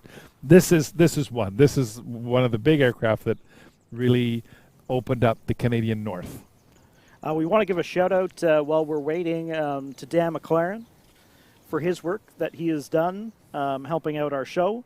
And Paul Nickley and Paul Corvo and Ray Ormerod, Mark Sargent, myself. We have Julie, Helen, Hillary. They are all Mark from Mark IT. Of course, our friends at iPowered Media who are making this stream happen. So many hands have gone in, and not to mention the countless businesses that we have been mentioning today that have made this event possible. And, you know, I think with those names, I don't think a lot of people would know the name Dan McLaren. I know he would be upset if we said anything about him today. Oh, sorry, Dan. But in the air show world, Dan McLaren is one of the members of honor of the International Committee of Air Shows. So around the world, he's known as one of the pillars of the community and an innovator within his community. He's an honorary member of the Snowbirds. He's a member of any number of community organizations. He gives countless hours of time and effort. So he actually approached us saying that he wanted to help us with this thing today. So he is a number of miles from our secret location here, where he is doing the actual physical running of who comes into our space, and the talking and the communicating with all the pilots, the numerous safety briefings and all of that had to go on in the background. And I really want to shout out to Dan and his company, Mach 1 Productions. So Dano, Thank you, Dano. Thank you. Salute you. And we still have the Norseman in the air right now from the Hamilton Canadian Warplane Heritage Museum. If you're looking up and following us along, I can hear the engine. No matter where it is in town, you can still hear the faint rumble of it still from quite a distance. Yeah. I mean, it's no secret the thing's coming. No. It's coming from behind us right now. I can hear it.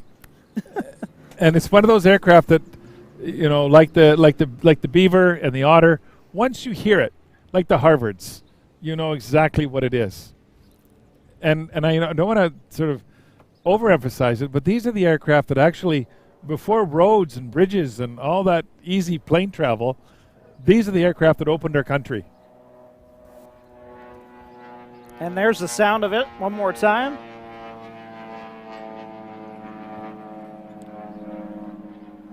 It's a little white paint scheme. From at least the belly of it is white. Is the top of it white too, Mark? Yep. Do you think? Yeah. Again, when used in RCAF service, there's any number of paint jobs that it could have had.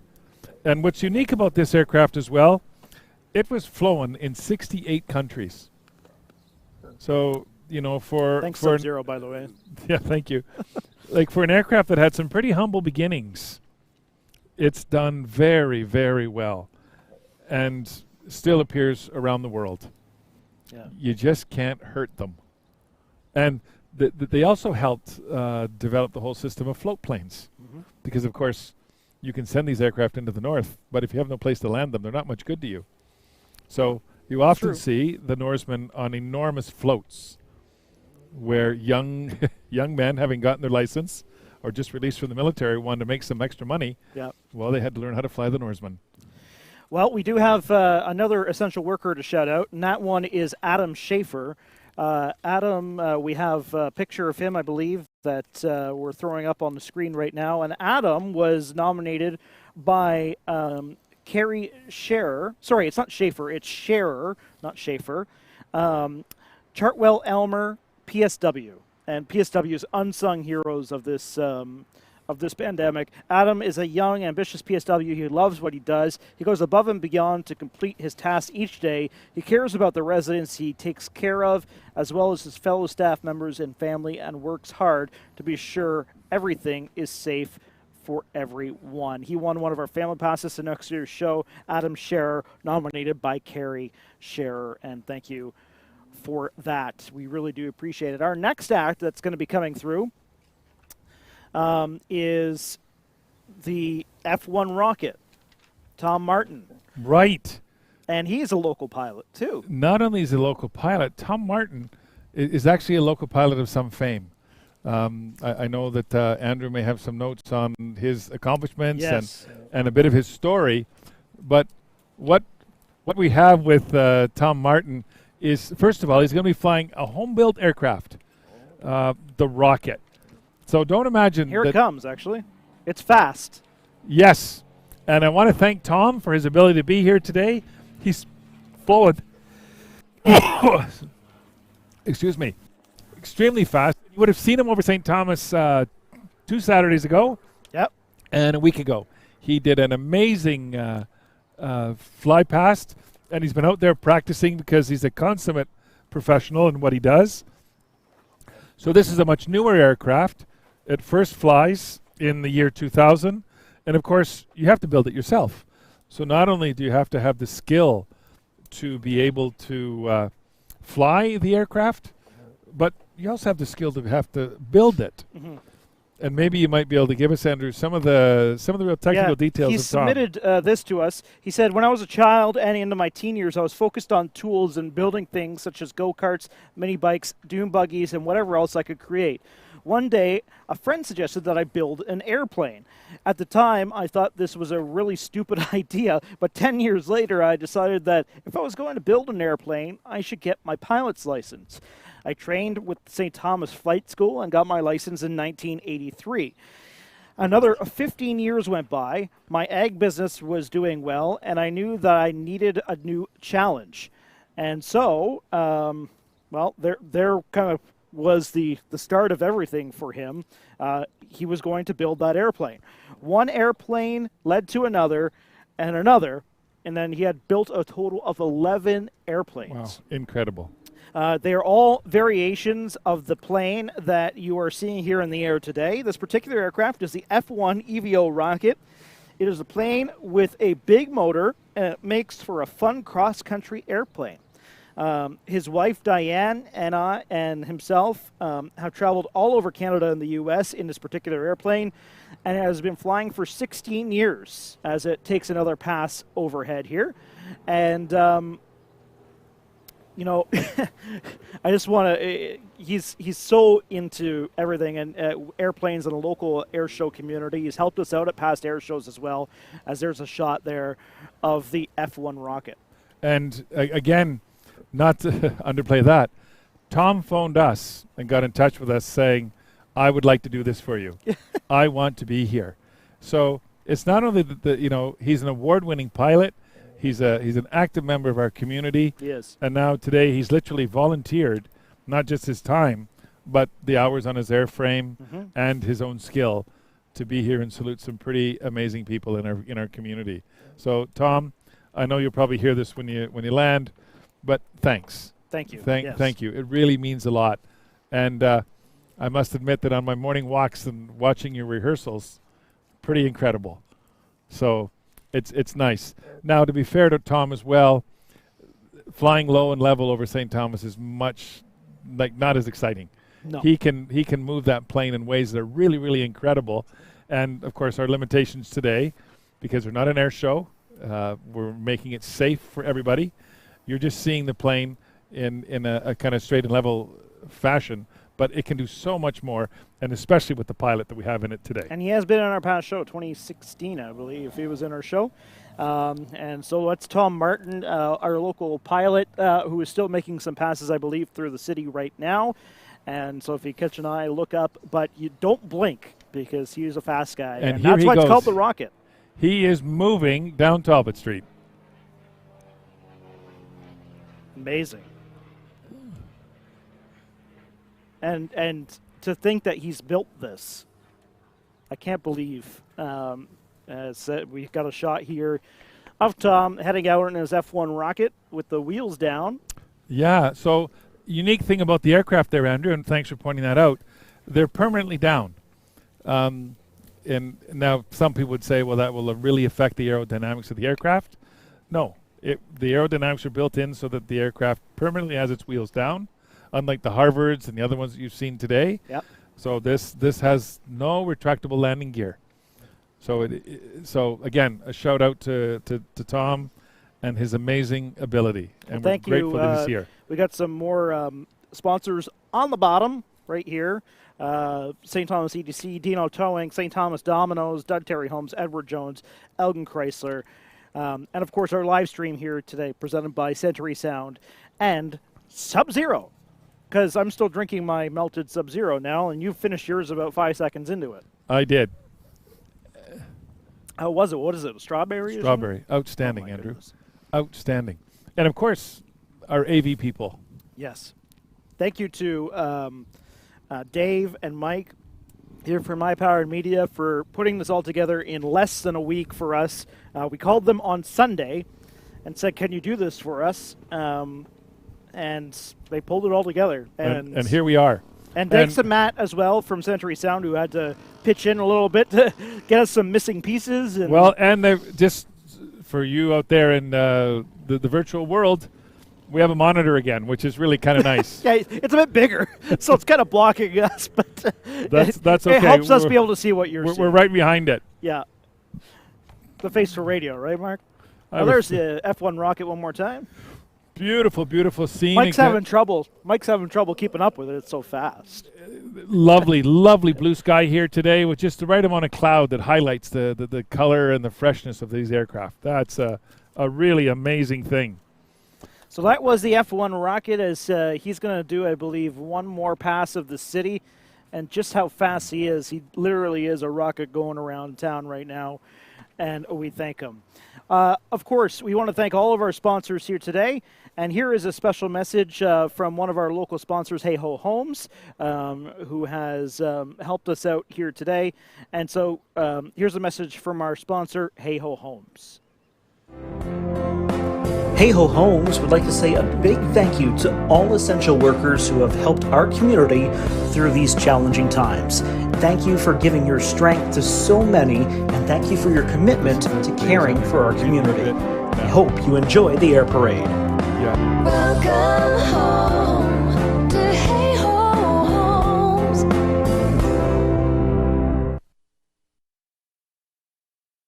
All right, Hey Ho Homes, thank you very much. We appreciate it, and we appreciate all of our sponsors, really. Again, we can't mention it enough that this would not have happened without our sponsors here today. As the F1 rocket is making one last pass down Talbot Street, and we have him here. It's too fast for the camera. Tom's got to slow down a little bit. No, I'm kidding. He is there amazing. It is. And you can hear it overhead, the sound. That lovely, lovely sound as he growls down Talbot Street, speeds along. Sorry, Mike, I know you tried. Just not going to happen today. It is a fast plane, and faster than some of our jets that we've had here today. So for all of our friends and supporters out there, I know this isn't an air show, but we do hope you come and join us next year. June 2022. June 2022. Put that in your calendar now, because we'll all be together in person. So you'll be able to enjoy our vendors, the arts, crafts, the people that are there, a crowd. Just imagine what that would be like, Andrew, the crowd. Yeah. And we do want to, of course, I'm sure next year will be just as much of a focus on our essential workers. And another one of those essential workers is Charlene Blaney. I believe we have a picture of her as well. And Charlene, there she is. Elgin St. Thomas EMS, nice little picture of her by the ambulance. Charlene had her nomination submitted from Gordon Mathers, and Charlene is a vaccinator and a local paramedic. And vaccinators, oh my goodness, can we not say thank you enough to them for delivering those vaccines here in St. Thomas and Elgin County. Charlene is a paramedic and a resident of St. Thomas. She's been assisting with vaccinating for COVID-19 in nursing homes and caring for citizens in Elgin County. And she won herself a Harvard flight, as we are probably going to see Tom Martin in the F1 rocket one more time pass over. If you have seen it already, he's done a few passes here today, and thank you, Tom. And thank you, Charlene, and all of our essential workers that have done so much for us. I also want to thank Charlene, because she gave me my first vaccine. Oh, did she? I seen her picture there. I said, I know that person. So thank you, Charlene. Thank you very, very much. So yeah, didn't poke you in the wrong spot. It was fantastic. No, you know what? I could not do what these people are doing. Our EMS, our police, our fire, all of it. You know, keeping us safe. Yeah, they have done extraordinary work. Our next presenter, after Tom and the F-1 rocket exits the airspace, I can still hear him. Sounds like he's just heading off the west right now, actually. There he is, right across the center of St. Thomas. And I love that people stop on Talbot Street and look up. Look up, yeah. At least it's not the cars stopping. The people walking on the sidewalk are stopping. And it's really cool to see, the attraction of, and what just makes you look up? It's just such an attraction. It's the noise. It's amazing. It is, and I know that when they have the Hercules here at the airport, when it's doing touch and goes, just touching down, back up, or practicing the search and rescue roll, everyone, I know in my neighborhood, when they hear it go overhead, everybody looks up. Yeah. So it's just like, I think it comes natural to us.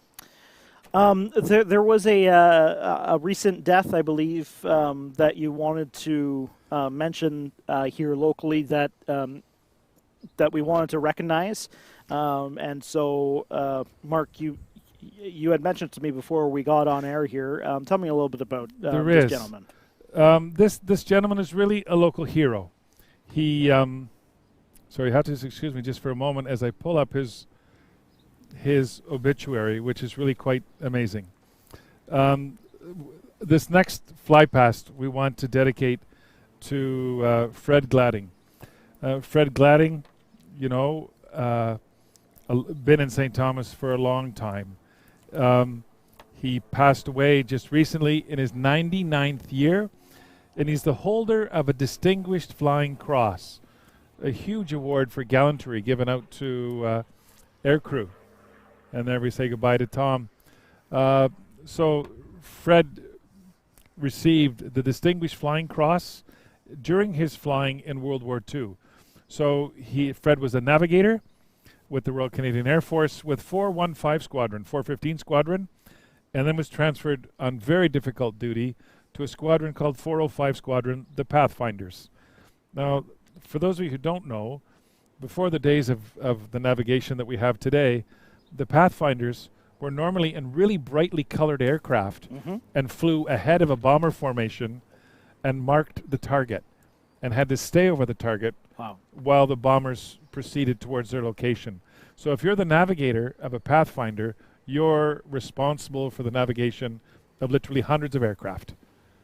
And you have to be so precise, which are thousands of people whose lives and the mission's success depends on you. So that makes Fred the best of the best. And so for Fred's service and in commemoration of his Distinguished Flying Cross, we will donate the next fly pass of the L-16, which is a light observation aircraft, to Fred and to those who mourn and grieve him, and in celebration of his years of service, and particularly of his community.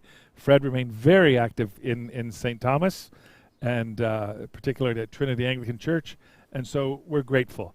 And I know his family was in town today at his committal service, so if they do hear this or know of it, know that we have remembered Fred and all that he means, and to all those men and women who have served in the RCAF to protect our freedom and our way of life. We owe more than just a sense of gratitude. We owe you our very lifestyles. So thank you, Fred. Thank you. We appreciate it, and our condolences go to his family and friends on that. So we are a bit ahead of schedule, actually, Mark. So we're waiting on the L-16s to show up. While we do wait, we do have another message from one of our sponsors, and we want to say thank you to veterans and everyday heroes.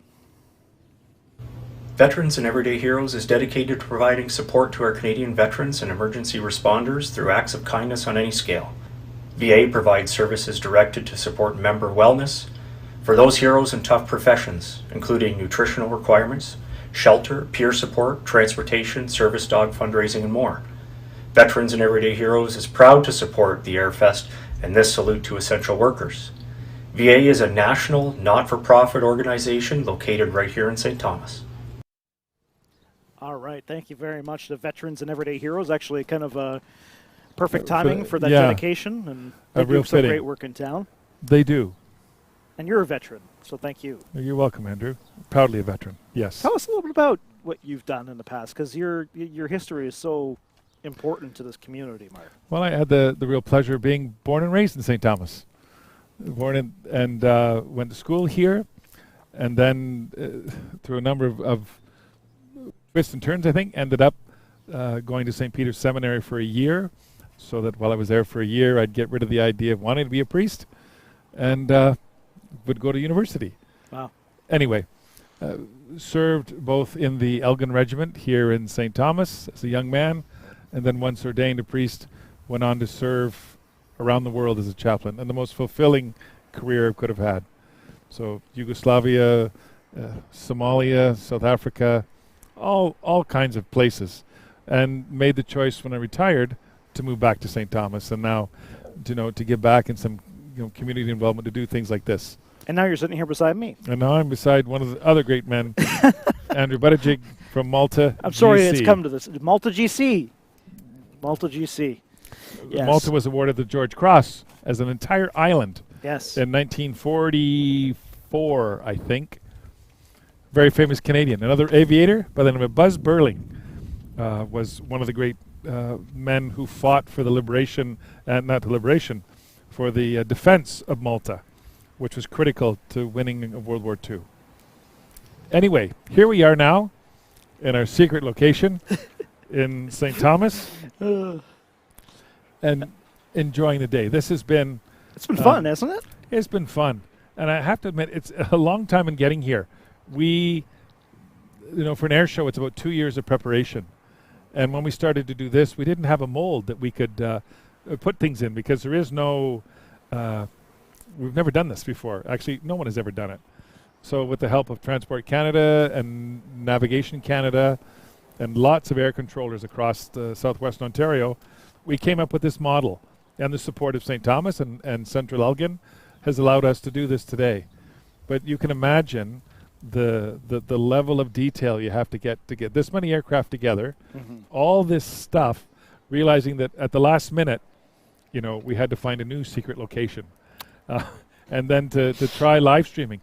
And for those watching it, I don't know if there's a way for you to comment, but this is brand new in the airshow world. And I think it's the first time in Canada that we've tried this.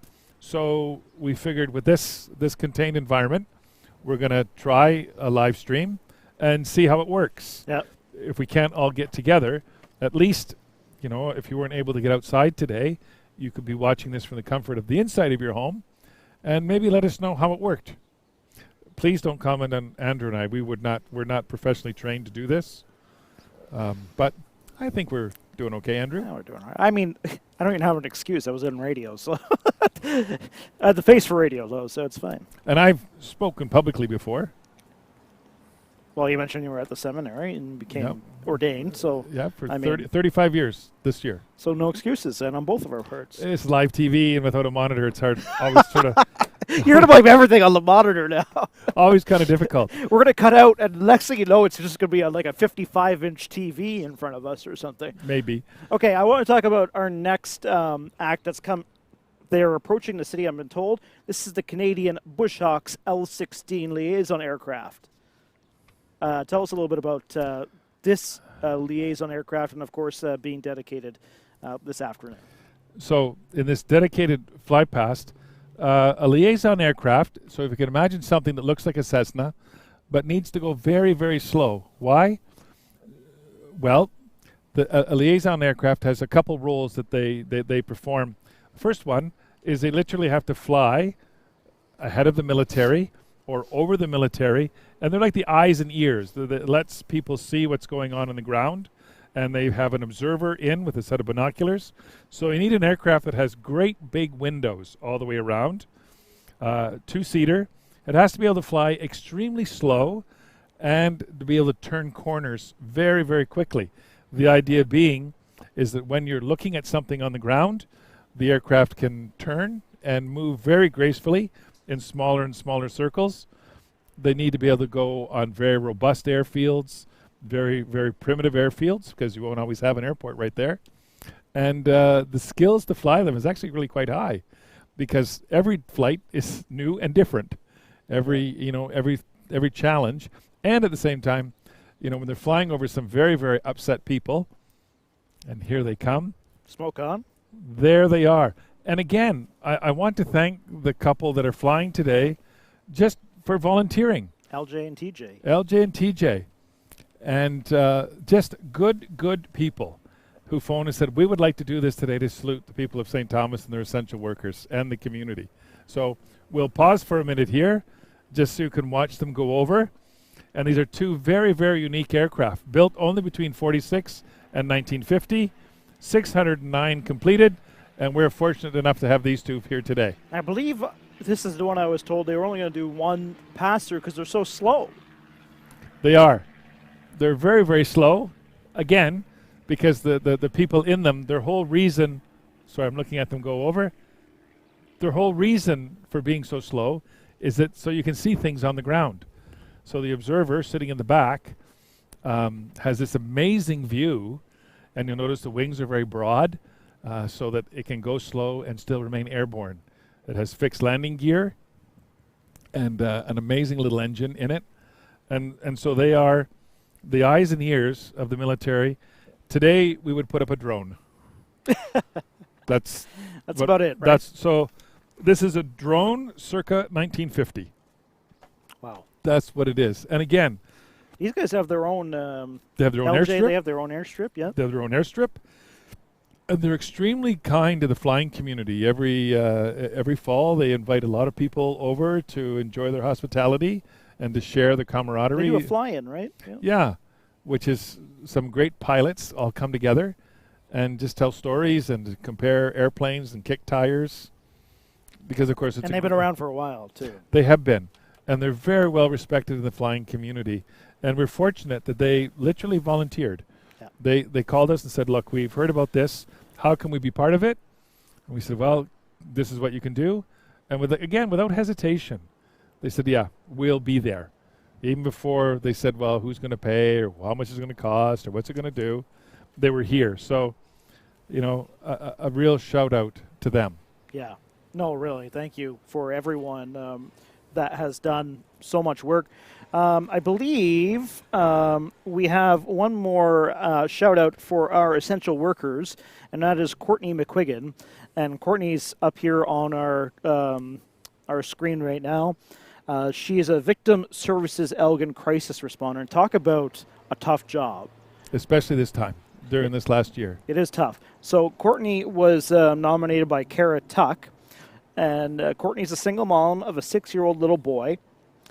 She not only takes care of her son Grayson, but she also steps up to help her family and the community in any way she can. She's worked for Victim Services Elgin for many years, and I've seen, when I was at the radio station, I mean, these guys, ladies and gentlemen, literally respond to anything, any sort of crisis. They're there to help the families and the victims. Victim Services Elgin, they help with any tragic event, motor vehicle accidents, fires, sudden deaths, assaults, domestics, human trafficking, the list goes on.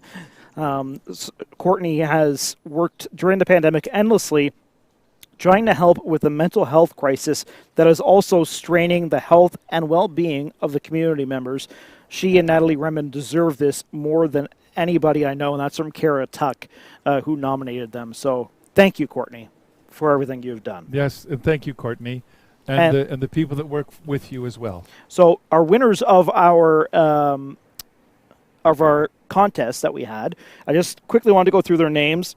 Some of them we've mentioned here through the broadcast, but Adam Scherer, we've already heard from, Charlene Blaney, Courtney McQuiggan, Craig Hudson from St. Joseph's Healthcare, he's a security guard, Aaron Lee Gardner from Metro, grocery store worker, Mike Lawrence from Crescent Care on Marybuck, also a personal support worker, Stacy Langor, County of Elgin Terrace Lodge, personal support worker, Jason Pollard from High Park Brothers Farm Equipment, and a volunteer firefighter. Those are our winners from our essential worker contest that we did a couple months back, and they won some prizes, including flights into Harvard. Some of them won some tickets to next year's show. That's the least we could do to pay back, to say thank you for some of the work they've done. And thank you to everyone that submitted in nominations. We got so many of them. We were surprised. Just the number and the quality of people that sent in some of these nominations. And it was, like I said earlier, it was one of our most difficult things as a committee to try to whittle that down to, and it's not the best of the best. That's not it at all. Mm-hmm. There's no way we could ever do that. But just, to find a good cross-section of the community that we could choose and say that's what we could do. But for those watching here today, I'm sure folks, young and old, who've had to keep their jobs going, like go to work every day when we didn't or couldn't. And I would just encourage you, when you see them next, even though maybe sometimes the only time you might see them is at the grocery checkout or whatever, please to say thank you. Yes. Because I think that, like they said in the midst of this pandemic, be kind to one another and be gentle. Because you don't know the story that person's going through, the sacrifices they have to make to be there today, so that we could at least carry on some of the basic functions of our society. Everyone else kind of got the Zoom thing, if you needed to go to a meeting or, you were necessary for that.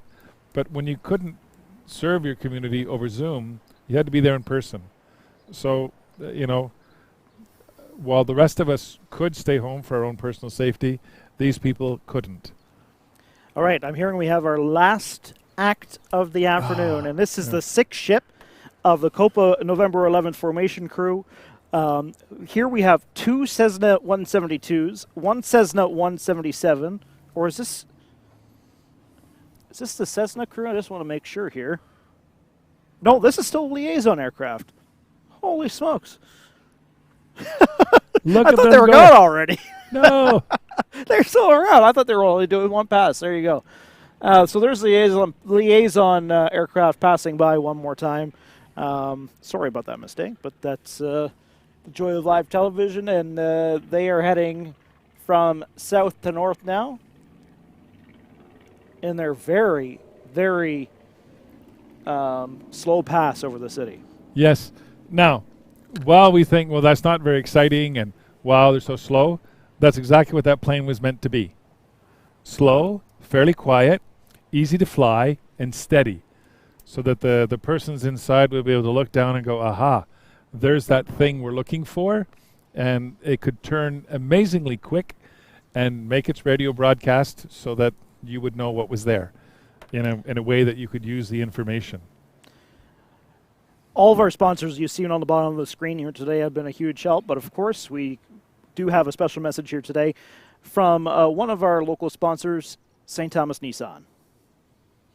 Now I know just how good it feels.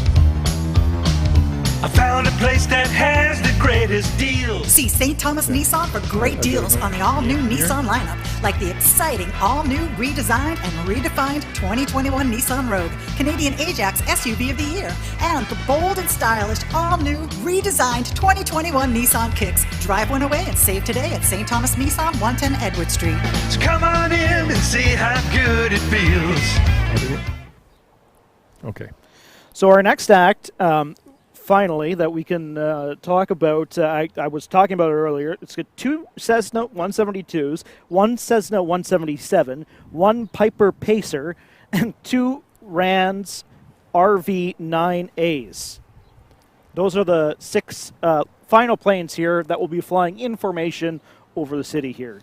Now, for those of you who live here in St. Thomas, you would see these pilots and their aircraft traditionally at Remembrance Day. They're the ones that either here or Southold, Port Stanley, all throughout the community, they take the time and the practice to fly in formation. I know we talked earlier about the level of skill required to fly formation. These are pilots who don't do piloting for a living, Andrew. And so these are folks that need to go out and practice, use their own aircraft, burn their own fuel to be here today. And of course, the more aircraft in the formation, the more difficult it is. So I'll read to you, if you don't mind. No. So this is what they said. Here's their write-up. It says all members of our group belong to the Canadian Owners and Pilots Association, and that's called Copa, C-O-P-A, a 17,000 member advocacy group promoting and defending general aviation's freedom to fly. This particular group, that'll be the group that we see flying overhead today, with a few changes and additions, have flown our local area's November 11th Remembrance Day ceremonies since 1999. That's a long time to be volunteering to do this. We have provided a missing man formation in honor and remembrance of both fallen and surviving veterans.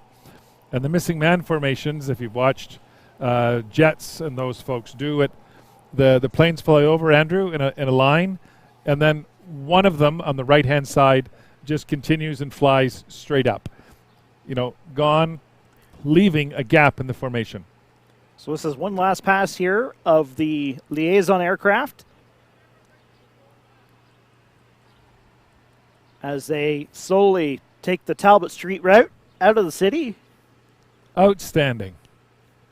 And thank you to them. And I did want to mention, we were talking about the volunteers that came through. What's funny is that some of these planes and acts that we got, flybys that we got here today, weren't part of the original lineup, and they came through after our first postponement. So the postponement almost helped us add a few more people that could help us out here today. It grew, and there they are. There's smoke on, doing their pass down Talbot Street, coming from the east to the west. And there's that distinctive aircraft sound. And there they go.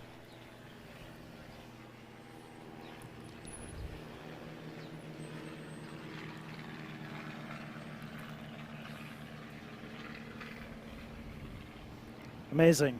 Thank you very much, guys, for coming here to St. Thomas today to show off those two spectacular aircrafts. And thank you, of course, we did want to run through our entire list.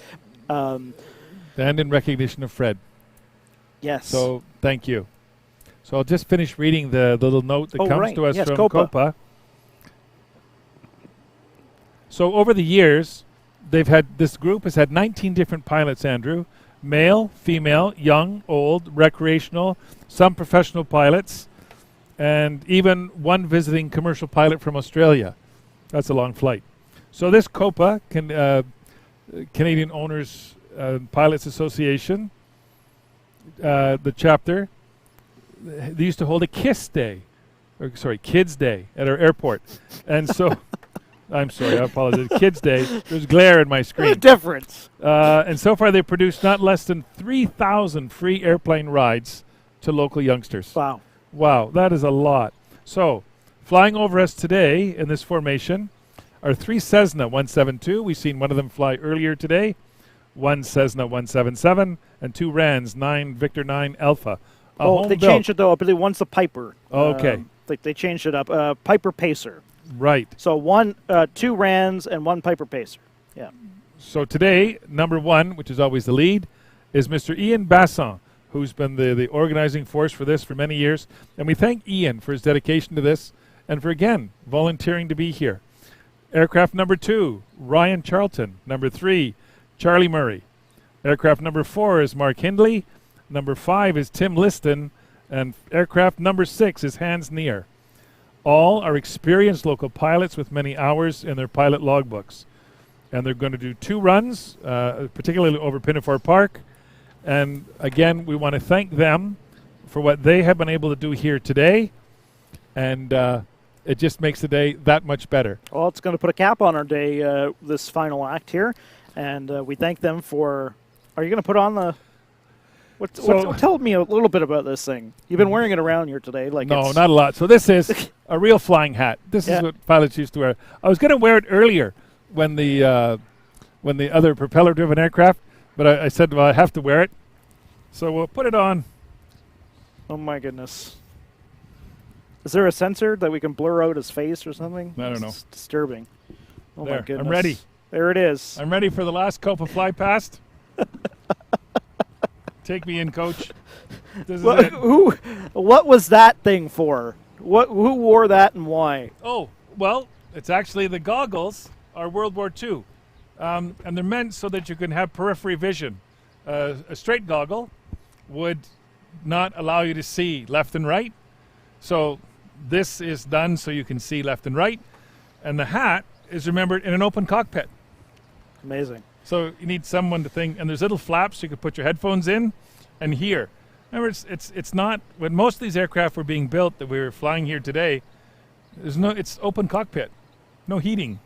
It's not the thing that you wanted.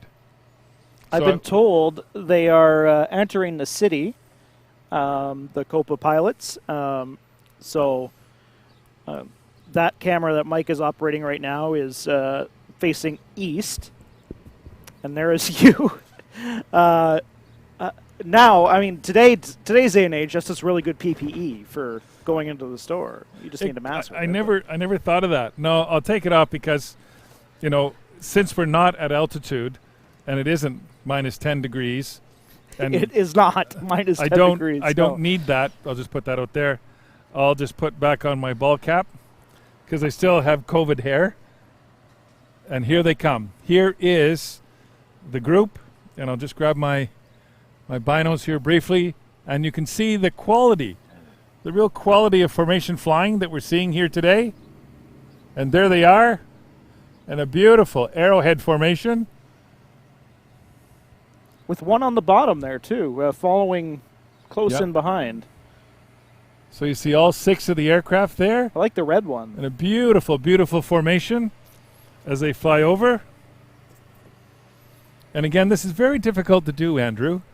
The level of skill required to do this is really quite fantastic.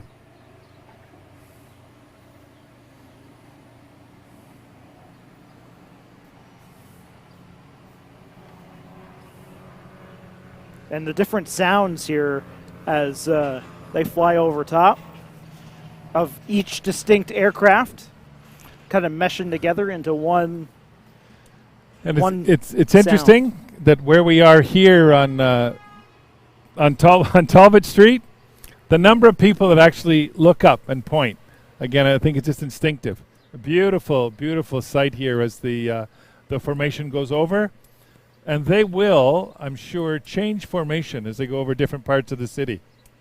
So Ian Basson, the number 1 aircraft, not only has to fly his aircraft, but be aware of the other aircraft that are following him.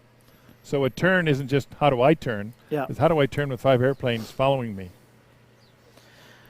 So as they make their turn around the city, we do want to remind you, if you missed the announcement earlier, the Snowbirds are coming to St. Thomas on Tuesday for a fly pass at 10:30 a.m. So that will be our encore presentation this coming Tuesday, the Snowbirds. But, of course, right now, as they switch formation, this is the Snowbirds right here you see from their cockpit. Amazing views and some amazing technology that they have, the tutors. And again, that skill at formation flying. Look at how close they are. Yeah, you think that it's just deceptive of how close they are, but they really are that very close. And it's all about the lead. And just like these Copa pilots, it's all about the lead. And everyone kind of has their own marker, and it all starts with the person at the front. Yep. And so whether it's these amazing images we're seeing of the 431 Air Demonstration Squadron, the Snowbirds, or the ones directly overhead right now in St. Thomas, the Copa, it really speaks of the consummate and professional skill of these men and women that fly. And I suppose that's just part of the thanks, too, that they're giving back to the community. Well, and that's it. I mean, we talked about all show, basically, about people putting their hands up and wanting to volunteer and be part of this. And the local pilots were very great with that and making sure that they wanted to be part of it, and we made sure they were part of it. I mean, we weren't going to say no to a local pilot that wanted to fly over here today. And I think in having Copa be the ultimate act was really saved our best local for last. Yeah, Copa's been amazing through this all. Tom Martin, of course, we had local, and we had Andrew as well, Andrew Irvine, do a local fly pass as well. And actually, LJ Lee and LJ and TJ and the Bush Hawks are kind of local as well. And then, of course, we've had the Hercules. We've had the Banner Pole from Flightline Charters. We've had the Harvard 4-ship, the Cessnas, the de Havilland Vampire T-33, and the Viper. They have all been really, really good to us. And the Norseman and the F1 rocket, can't believe how well they have done. No. And, literally, and here they come, that beautiful pass again. You see the tightness of the formation. It's a real testament to their abilities. And we're fortunate to have them here today. And not just on Remembrance Day, so this is really quite something to see. Isn't it? Yeah, it is. And I think we're all grateful for them. Well, we're going to stay on here for about 5 more minutes as the Copa people, the Copa pilots, November 11th, and I mentioned the formation group. They do a lot of those formations for the special events, including Remembrance Day. Yep. The Missing Man formation as well. I did want to mention a couple of things that have happened recently that, of course, we want to highlight and pay tribute to. The missing children, Indigenous children out in BC that were found. Obviously, it was tough news out in Kelowna, and we want to send our heartfelt, the entire Indigenous community. They have done so many great things for our community. They are the founders of our lands, and we want to obviously send our condolences to those children and families that they found those bodies out in BC. And of course, the attack in London and the young family, that was a brutal tragedy that happened in London there. So we do want to send our tributes out to them. This is just as much for you as it was for everyone in St. Thomas, and we dedicate what we do to some of the great people, part of our country, and we kind of take pride in that. So, and I think, Andrew, one of the if there's a lesson in COVID, it's how interconnected we all are. Even people we don't know, we owe our gratitude to. And these great and horrible events, in Kamloops and in London that have happened, they shock the community, and they shock us because it touches us at a place where most things don't touch us, and it unbalances us, and in that, I think to find a sense of balance again is to draw closer to the people that we know and care for ourselves, and to be knowingly and caring for those around us. And that's important. And here again we have the Copa 6 ship about to come over one more time. And it's funny that aircraft are still called by nautical names. So each aircraft is a ship. So this is a 6-ship formation. And away they go, flying from north to south, over the east end of the city, doing an absolutely fantastic job, particularly given the winds that we have today. It's kind of interesting to see as well. I see off in the distance at 25,000 feet a Manchester to Detroit flight that's passing by that way as well. It's amazing how I just pulled up my flight radar, but what's it's amazing. There? What's that? Just to know what's there. Yeah, to know what's there. I'm like, what is that object up in the air? No, it's going from Manchester to Detroit. It's descent to Detroit right now, and it's amazing how technical everything is. And I had no aviation history at all. I just got into it because of my fascination for it, and it's been a pleasure to be part of the Airfest committee since 2016, and it's a fun show and a fun group to be a part of. And if you do want to volunteer for next year's show, we always do welcome more people. Oh, please do. If you have no skill, I'm not talking about in flying, but if you just got an interest like in, me, if you have an interest in web technology, if you have an interest in committee work or organizing events, or maybe you don't know what you don't have an interest in, get in touch with us. Leave us a note on our website or our Facebook page, because we're always looking for people from the community to populate our committees and put on what has come to be an absolutely award-winning, outstanding show. So here we have more live feed of the Cessnas gracefully moving over the city.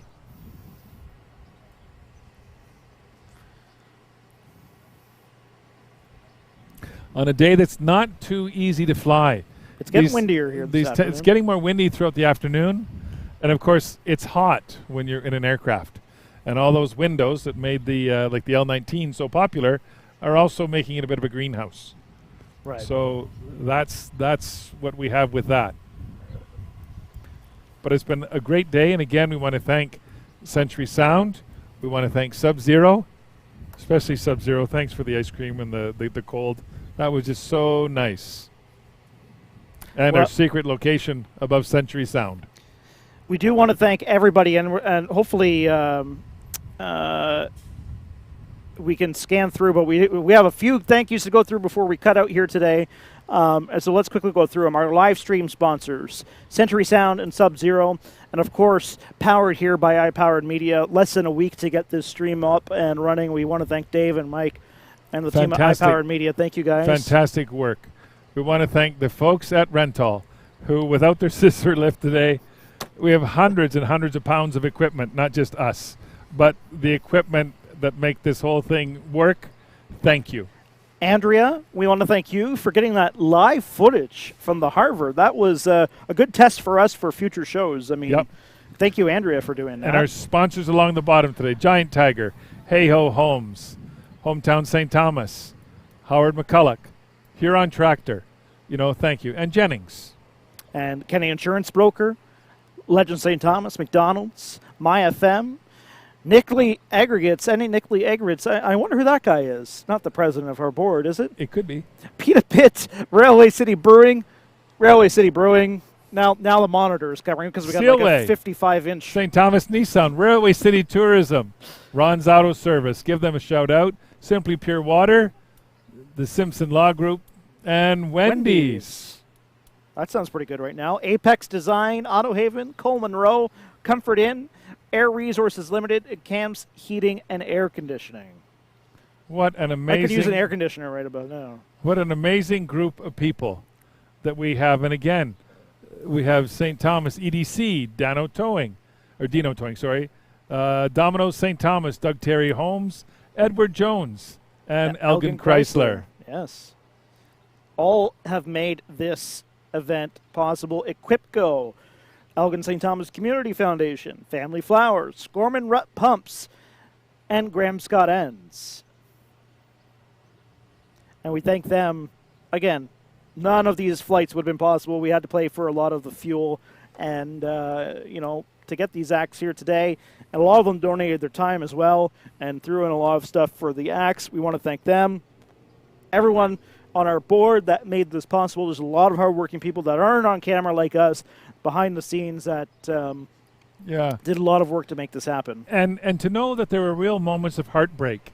You can imagine when you've spent months bringing this together that we had at the time, and then because of the situation in our province, having to cancel it or postpone. It was a hugely heartbreaking thing. But when you put it in the context of the whole province and the great heartbreak that all of us have had, it's small. And then this is today, actually, it couldn't have worked out better as a celebration of the beginning, we hope, of the reopening of the province, and if you're wondering about whether to get a vaccine or wondering what to do. This is a good reason to do it. Please so we can have more of this. Yeah, and for those who are really frustrated and upset and, just remember, be kind, be compassionate to one another, because this has been a really, really difficult moment. And to those who made this possible literally through their checkbook, thanks. Because we don't make a nickel at this. We were hoping to live for a while off the broadcast rights that we make, Andrew and I, but I don't think we can monetize this. Can't monetize this. So on behalf of Dave and Mike, Mark Sargent, thank you so much for putting together some of the history and some amazing tidbits. We really do appreciate it. My name is Andrew Buttigieg, and we want to thank you all for joining here today. This has been a presentation on behalf, presented by Century Sound and Sub-Zero, of the Airfest Salute to all essential workers. We'll see you on Tuesday for the flyover of the Snowbirds. 431 Have a Air good day, Demonstration everyone. Squadron. See you. Goodbye, everybody, and thank you. Thank you. Bye-bye.